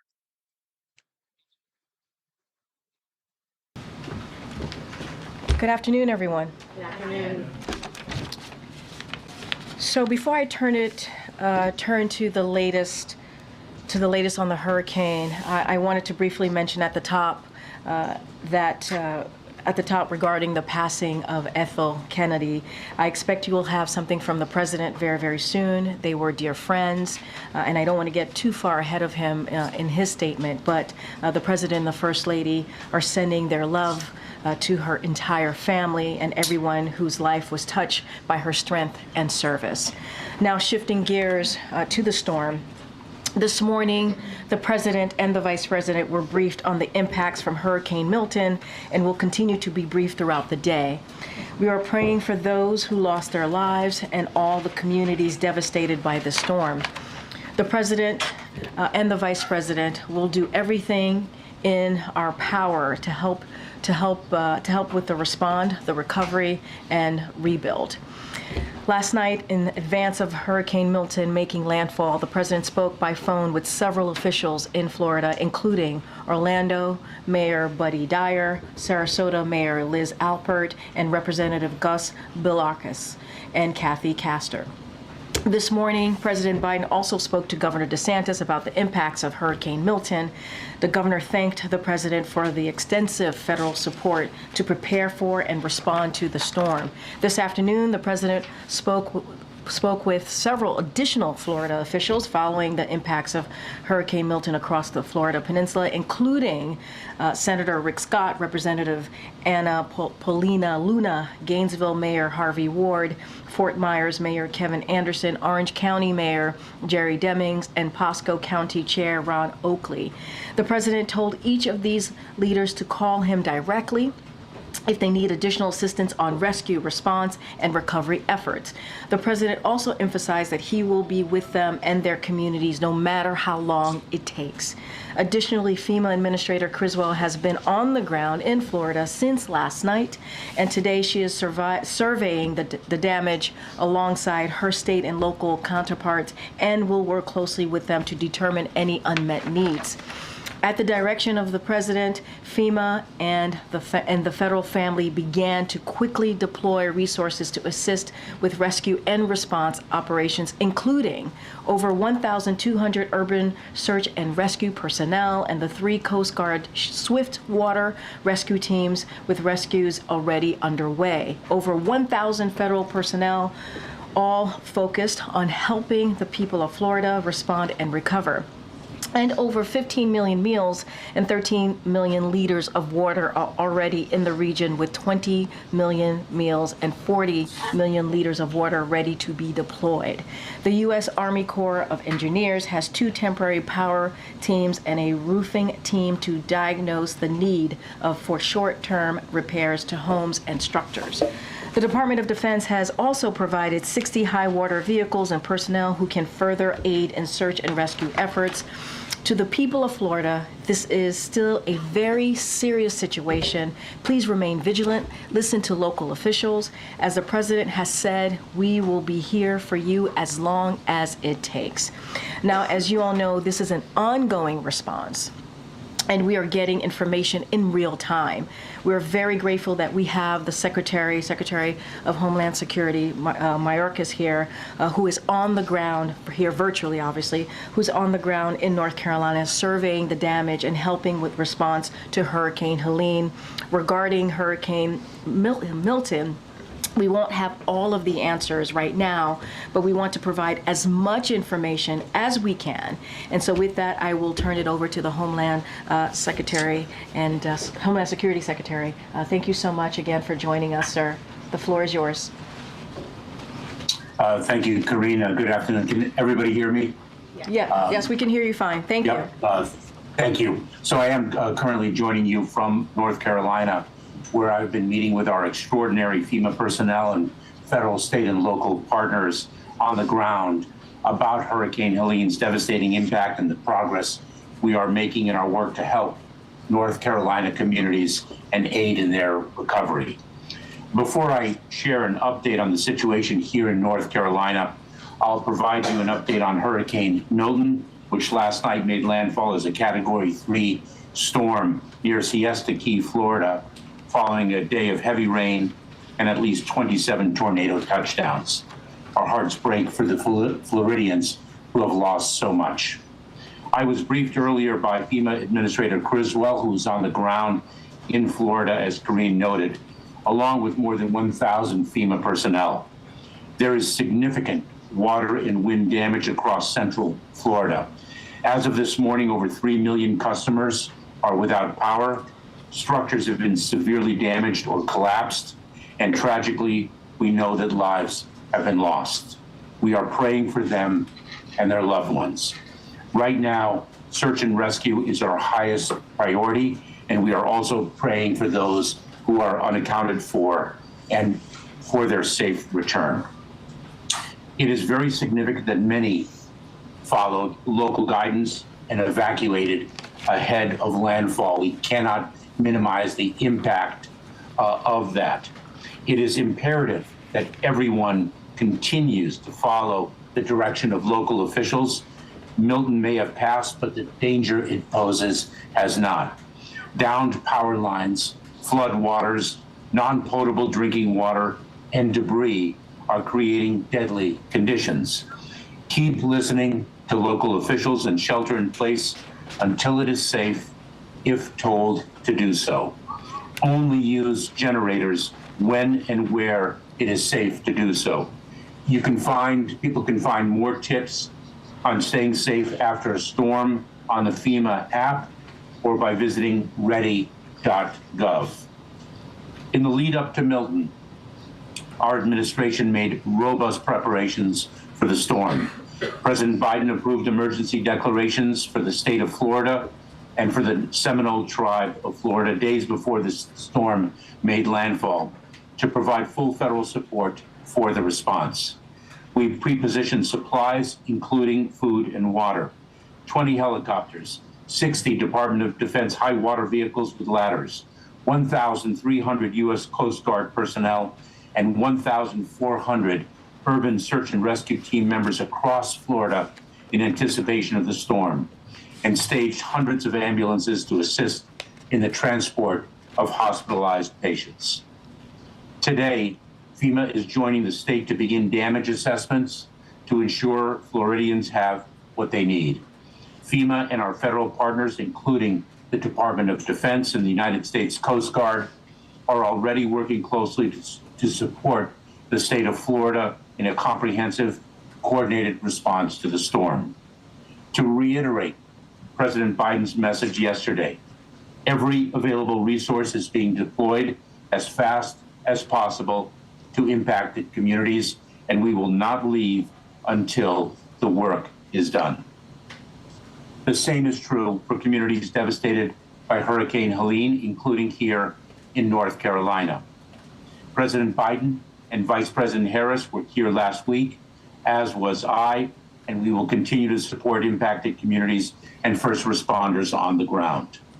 More than 10,000 federal staff are on the ground supporting Helene and Milton response efforts across the Southeast. Since Helene first made landfall, urban search and rescue teams have rescued over 4,300 people. From a peak of 5.1 million customers without power, we have helped restore power for more than 5 million of them.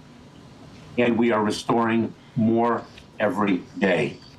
We have helped quickly restore cell phone service across the region. At its peak, 3.4 million customers were without service. We have restored service now to more than 3.2 million of them. We have delivered more than 17.2 million meals and more than 13.9 million liters of water. We have helped get over $350 million in assistance out to Helene survivors, with millions more going out every day. All this and much more. These first responders and their state and local partners are doing truly heroic work in extremely difficult circumstances. We are all immensely grateful for their extraordinary, selfless service. The weeks since Hurricane Helene first made landfall have been devastating and difficult. But I want to be clear, we have the capability and the capacity to respond to and recover from multiple simultaneous disasters. No resources needed for Hurricane Helene response will be diverted to respond to Hurricane Milton. We have made it clear we will be there for every impacted community every step of the way. Thank you. Thank you, Mr. Secretary. We'll go to questions. Go ahead, Kayla. Thank you so much. Mr. Secretary, this is Kayla Tauchi from CNN. President Biden indicated that FEMA and the Department of Defense would have enough money to get through their immediate needs in this recovery phase. I'm wondering, after your early assessments of the damage from Hurricane Milton, now coupled with the damage from Hurricane Helene, do you still believe that to be the case? Yes, I do. We have the resources to respond to the immediate needs of individuals impacted by Hurricane Helene and Hurricane Milton, and the associated, it's very important to remember, the tornadoes associated with the hurricane. That being said, we will need additional funds, and we implore Congress, when it returns, to in fact fund FEMA as is needed. If I could, just a quick follow-up. You said on CNN yesterday that some of the misinformation that had been perpetuated around these storms was already beginning to have an impact on individuals either applying or deciding not to apply for government relief. Can you elaborate on what exactly you're seeing and what exactly you determined to be the cause of that? So let me repeat that in fact the false information that is being spread deliberately does have a real life impact on survivors, and it is also demoralizing for those heroic individuals who are risking their lives in the service of others. Let me give you one example. There is false information that federal employees who are there to help people will actually take their land. And what we have seen is people reticent, reluctant, to access the relief to which they are entitled and which will help them because of the fear that that false information has instilled in them. Good, Mary. That is just one example. Thank you, Mr. Secretary. Mary Bruce with ABC. Another question on misinformation. We've seen reports that some FEMA officials, including the administrator, are being doxxed and targeted online in the wake of these hurricanes. Are you concerned that individuals involved in the recovery effort are being threatened online? We most certainly are. We are seeing horrific hate speech of all types propagated on online platforms. That deplorable speech has an impact on people's lives, and it is also a motivating force for people to do harm. And it has got to stop. And it is our work in the Department of Homeland Security to combat hate in all its forms. We will continue that work. Do you have any information to suggest that any foreign governments have tried to take advantage and amplify this misinformation about the response and recovery effort? I have not been alerted to that phenomenon. We, of course, have seen foreign nations disseminate false information for other purposes. I have not seen it in the context of Hurricane Helene or the Hurricane Milton, which just transpired. But of course, we are quite vigilant in monitoring that. Good, Nancy. Thank you, Secretary Mayorkas. It's Nancy Cordes from CBS News. Hurricane Milton knocked out power to more than 3 million customers. How does the scope of the power situation compare to other disasters? And what is the federal government's role in coordinating the restoration of that power? How long will it take? So, Nancy, a number of questions. Unclear how long it's going to take because, quite frankly, the damage assessment is still underway. So we're at a very, very early stage. Our role generally is to support the state and local officials, the state and local resources, to augment those resources and to work very, very closely alongside them. And we are doing so both in response to Hurricane Helene and Hurricane Milton. But, the response is actually in a number of phases. The immediate phase is search and rescue, life and safety of individuals. And then we go from search and rescue to response and then to recovery. We work very closely with the state and local officials to rebuild whatever infrastructure has been damaged to get power up. We have the capacity to assist, and we also work with the private sector. We have the ability to deliver power immediately, but for the long term, very often infrastructure has to be rebuilt. My visit here in North Carolina underscored that fact because one of the long-term challenges is going to be to rebuild the water system in a number of cities where it's been completely decimated. Yeah, Jackie. Thanks, Green. Mr. Secretary, it's Jackie Heinrich from Fox. I want to ask you about a different story. This Afghan national who was working for the CIA in Afghanistan was arrested for planning an election day terror plot. He was brought to the U.S. after Afghanistan collapsed. Your agency says as part of the SIV program. The State Department is telling us he was not part of the SIV program, which had strenuous vetting. They say he was never issued an SIV or immigrant visa, and DHS paroled him into the U.S. They further expect the court document to be updated to reflect this from the DOJ side. So, Mr. Secretary, how was this man brought into the U.S.? What screening did he undergo? What did he apply for to get here? Jackie, I'm here in North Carolina communicating with the individuals who are still conducting search and rescue operations. Over 200 people have lost their lives in Hurricane Helene. We have reports that at least 10 individuals have lost their lives as a result of Hurricane Milton. I'd be very pleased to answer your question in a different setting, but we're here to talk about emergencies and the support that we can deliver to people in desperate need. Thank you. I appreciate that, Mr. Secretary, but we're getting conflicting answers from your agency and from the State Department about a man who was arrested for an election day terror plot. How do you not have those answers prepared?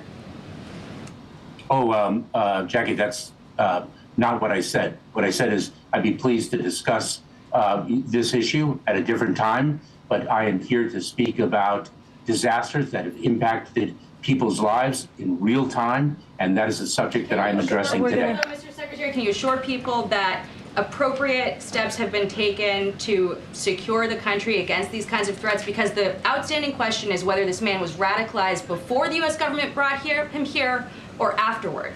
And people should be concerned about that. Jackie, your persistence in questioning can be matched by my persistence in answers. All right, we're going to go. Go ahead, Gabe. Mr. Secretary, thank you. Gabe Gutierrez here with NBC. I want to go back to the funding question a little bit more specifically. So 8 days into the fiscal year, the federal government has spent nearly half of the money that Congress has allocated for disaster relief for the next 12 months. How concerning is that? It is very concerning, but let me be clear. We can meet the immediate needs arising from Hurricane Helene, Hurricane Milton, and the tornadoes associated with it.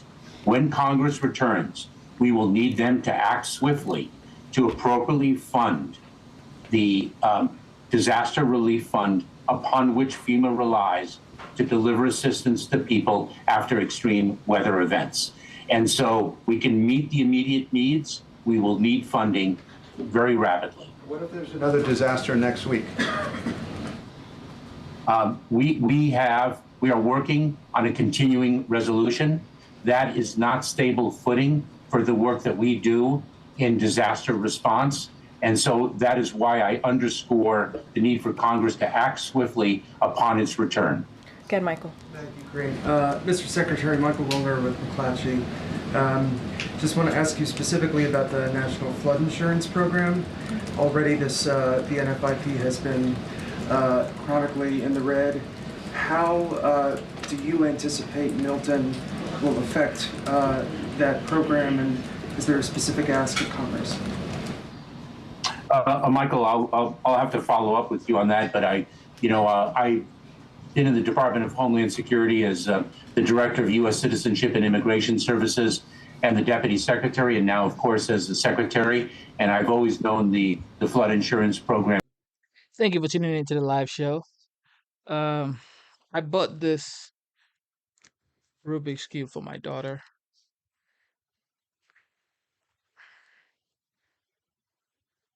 Two and three steps. And this is supposed to be for like 8 years old. 8 years old. And I cannot do it. Bruh. I'm still trying to fix this one. And it's the hardest thing ever. And this is supposed to be for 8 years old.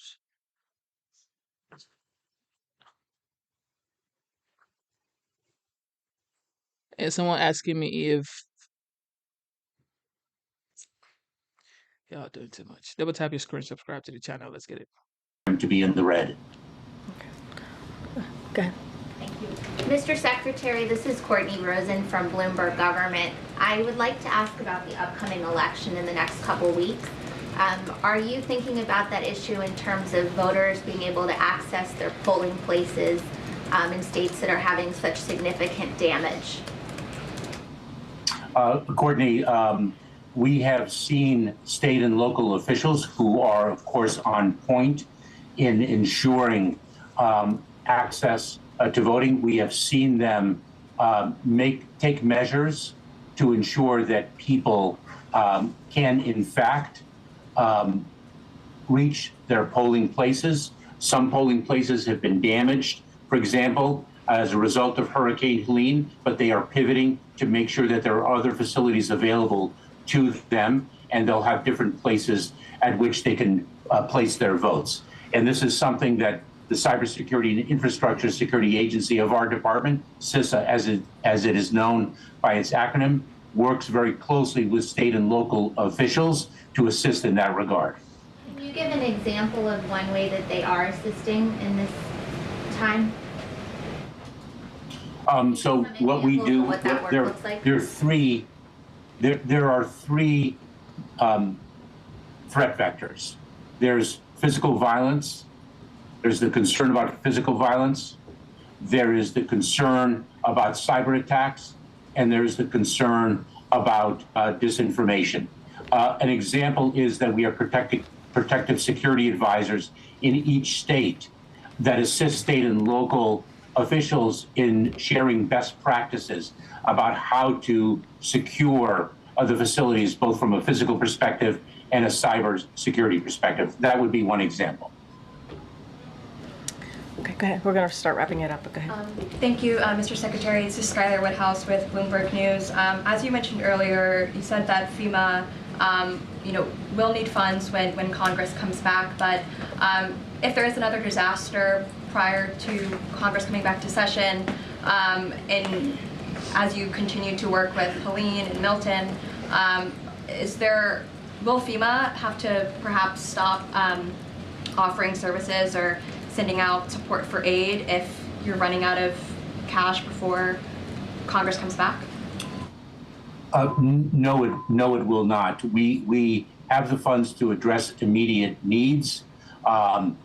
If we have to devote the resources that we have to immediate needs, we will do so at the expense of perhaps other long-term recovery efforts. We need Congress to act swiftly upon its return, but we will meet immediate needs.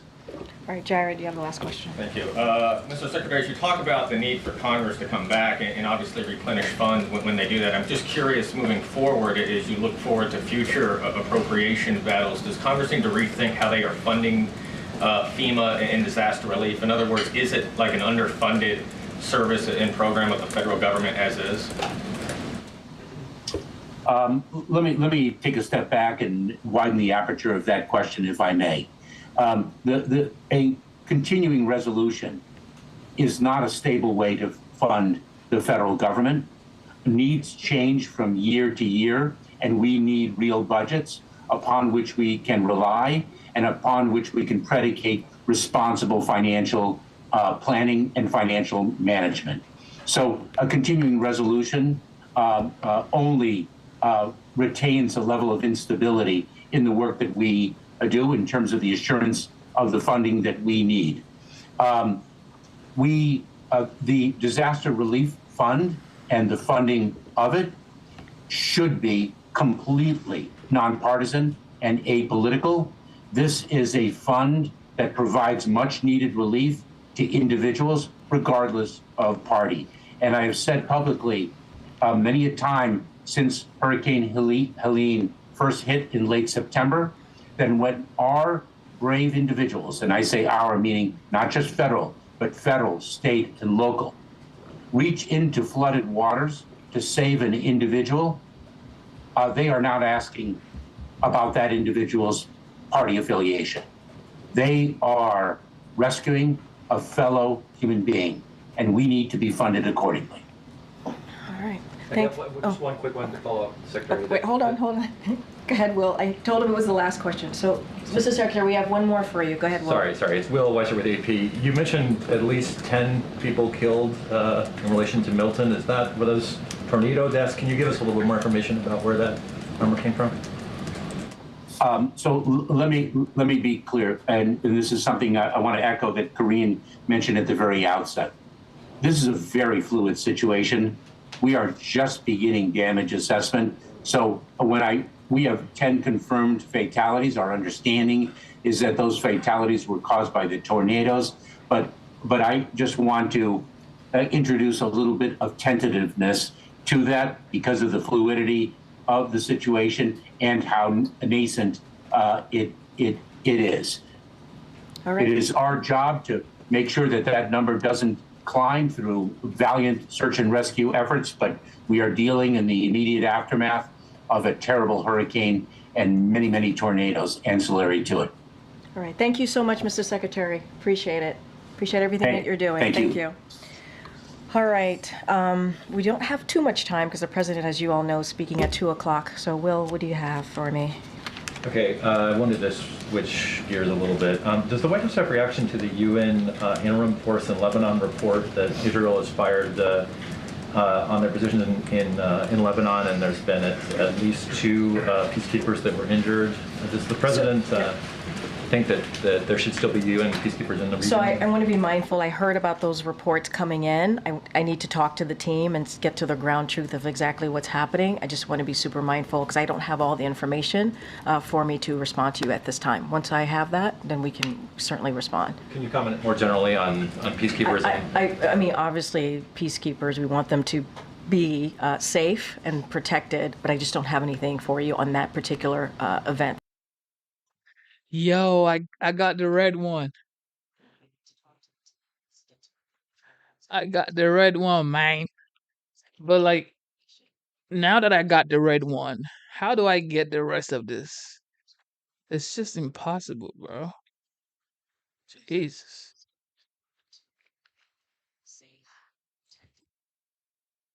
That's happening on the ground. I just heard those reports, and I just want to make sure I have the full breadth of the information before I respond. Okay, Danny. Thanks, Karine. The readout of the president's call with Prime Minister Netanyahu yesterday said they'd remain in close touch. Just wondered if the president or the White House has heard anything more about Israel's plans for retaliation, and secondly, do we know when they're expected to speak again? So look, I don't have anything to preview on the next call. As you know, and I've said this many times before, since this past a little bit now over a year, the president and the prime minister have spoken over a dozen times. We talked a little bit in this room about the call yesterday, 30 minutes. It was direct, it was productive. There was a readout that we all put out. And as I said, I'm still struggling with this one. This one, impossible. I ain't even trying to come here, man. This one is definitely impossible. What?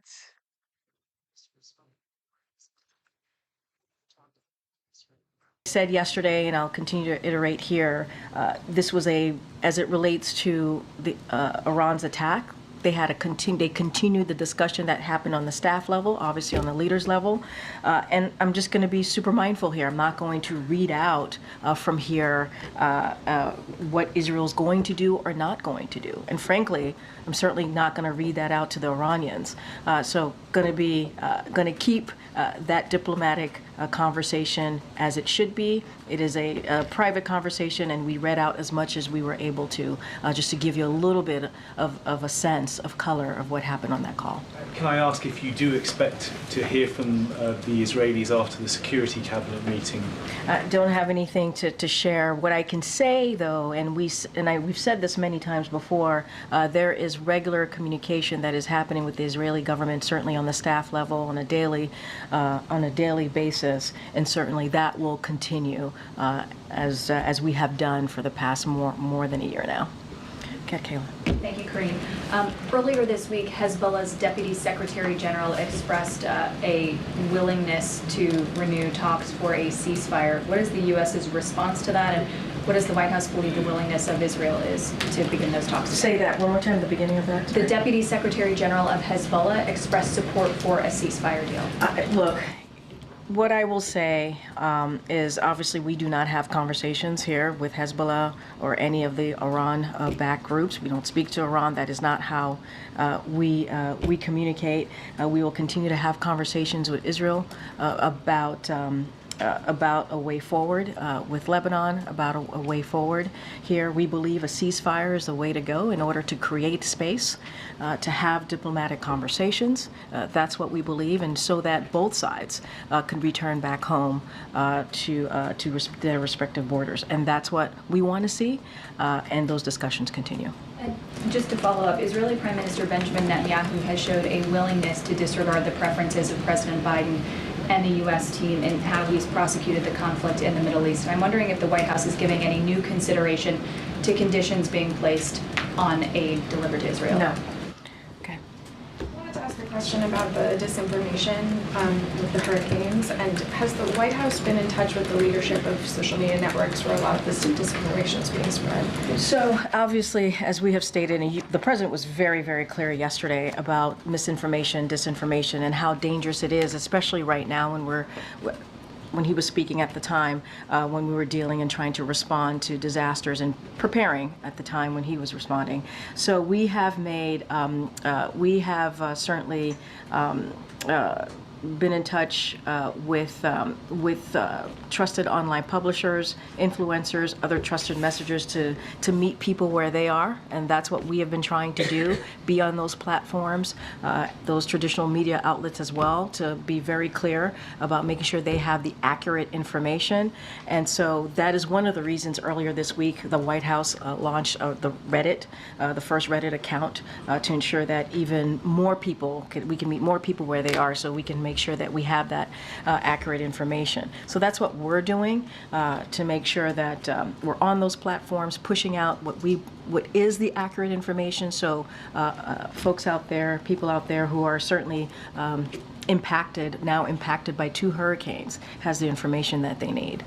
Platforms themselves doing enough to police the disinformation? I mean, look, they're private companies, so I'm not going to tell them what to do, what not to do. I think everybody has a responsibility here to try to make sure that the information that they are providing, whether you are a leader, a national leader, a congressional leader, a former president, you have certainly the duty to be accountable here and to make sure that you are sharing the right information, truthful information, not falsehoods that, frankly, certainly put people in harm's way and makes it hard for these brave men and women. You heard the president talk about this yesterday, who are on the ground providing assistance.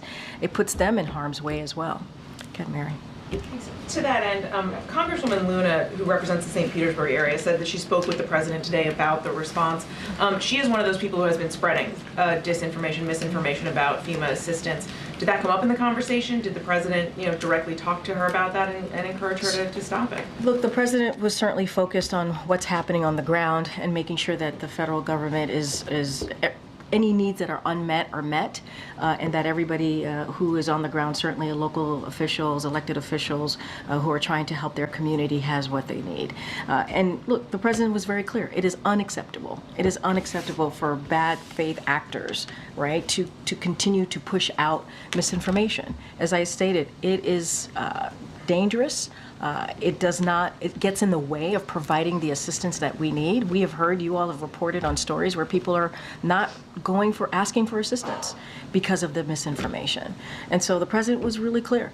It is very, very clear. And one of the issues that we have heard, or the lies or falsehoods that are out there, is the $750. It is the beginning. It is something so that people are able to buy, diapers, to buy milk, or able to buy necessities that they need in the moment, at the time, after dealing with such a horrible event. And the $750 is the beginning, and there is more to come. But it's not helpful when people do that. So the president's not going to shy away from that. He was very straightforward, very forceful about it twice yesterday when he spoke to the public. And so we're going to be very, very clear. It is unacceptable. But the calls that the president made today was about making sure that Americans, people on the ground who have been affected by this hurricane, this most recent hurricane, Hurricane Milton, they have what they need on the ground.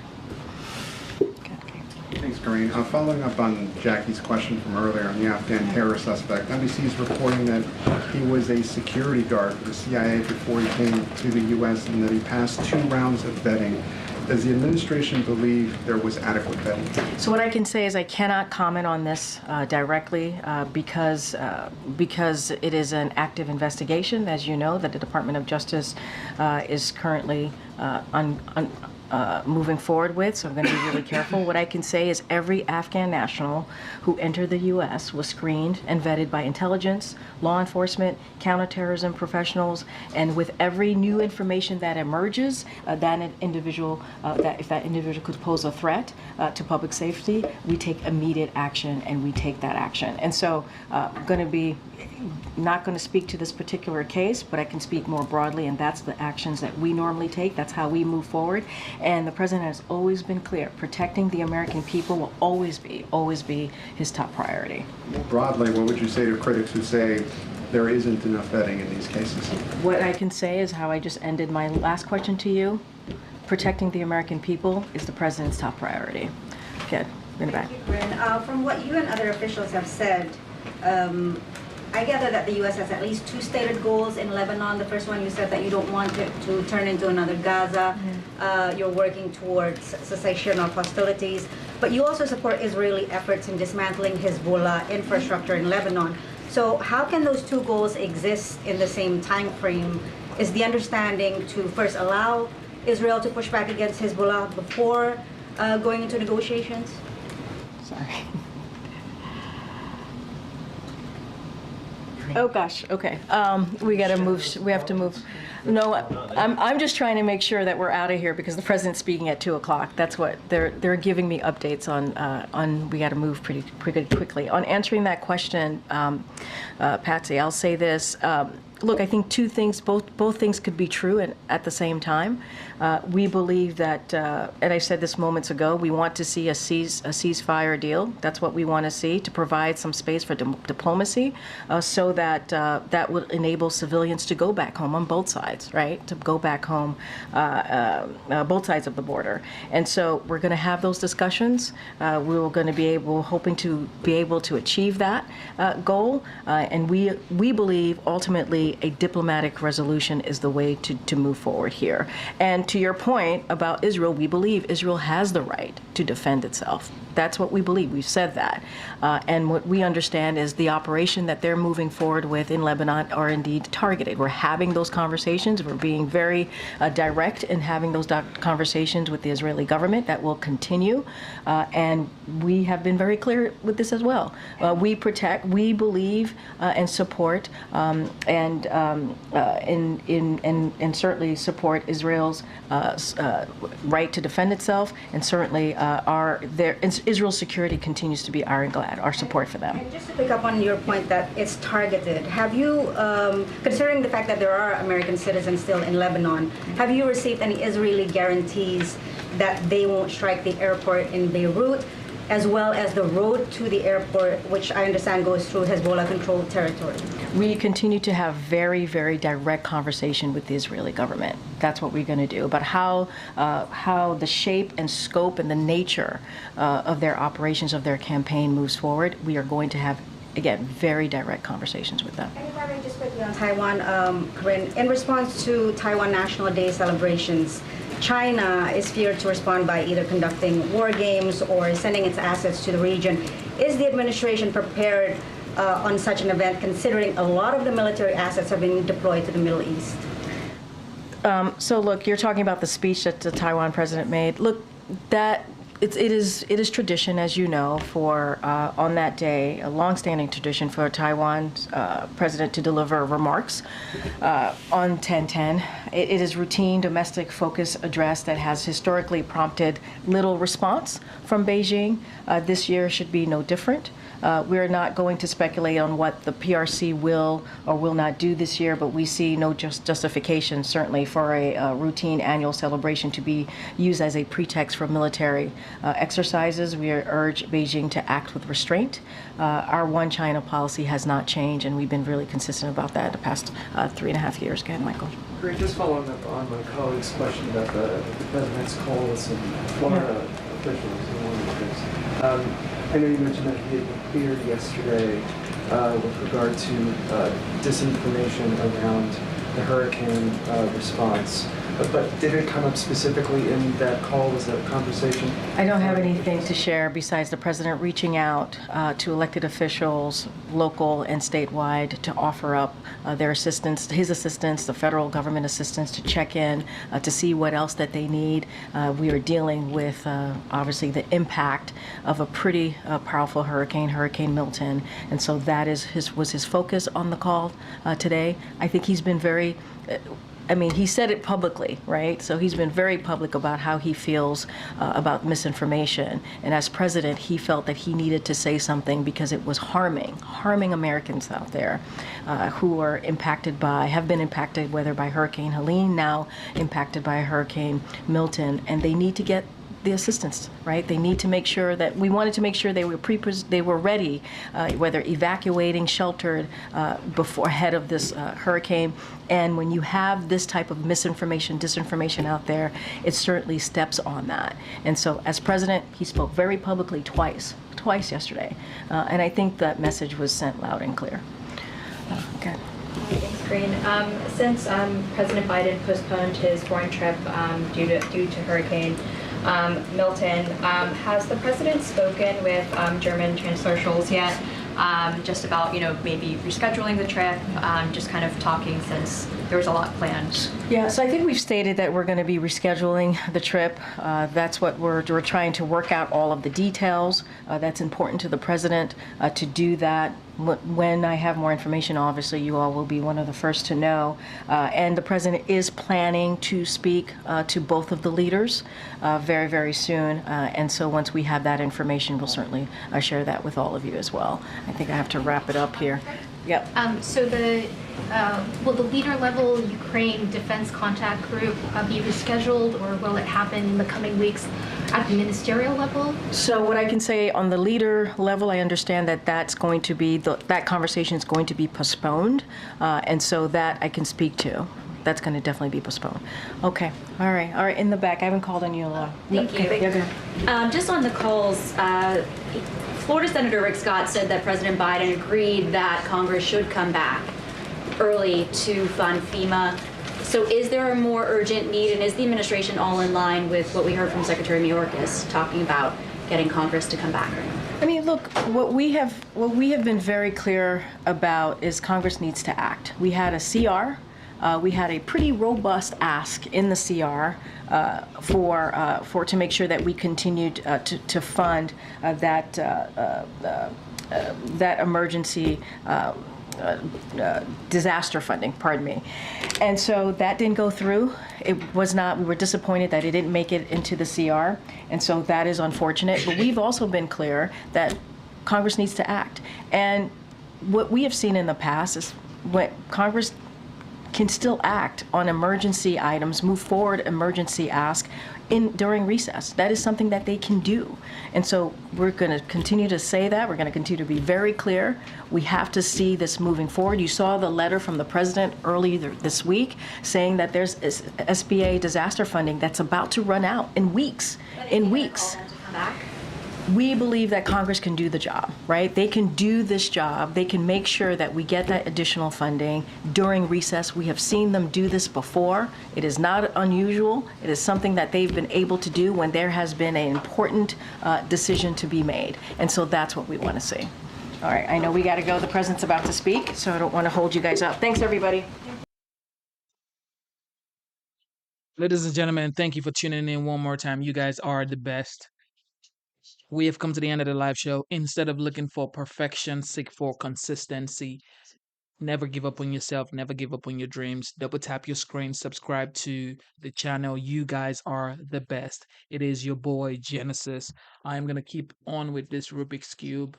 Hopefully, me and my daughter are going to be able to fix this guy. I'm going to leave this to my wife because she is the smarter one. I am just like the hardest working one. She's a smarter one. Hopefully she fixes. But I doubt she's gonna be able. I told her if she can fix this, there would be no more argument in the house. Whatever she wants, she gets. If she fixes. Okay, so thank you so much. You guys are the best. Thank you, thank you, thank you, thank you. Thank you.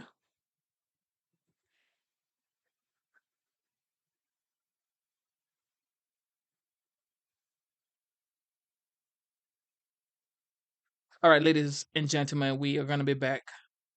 We're going to be back tomorrow, and we're going to do something special. Hopefully, you guys join me.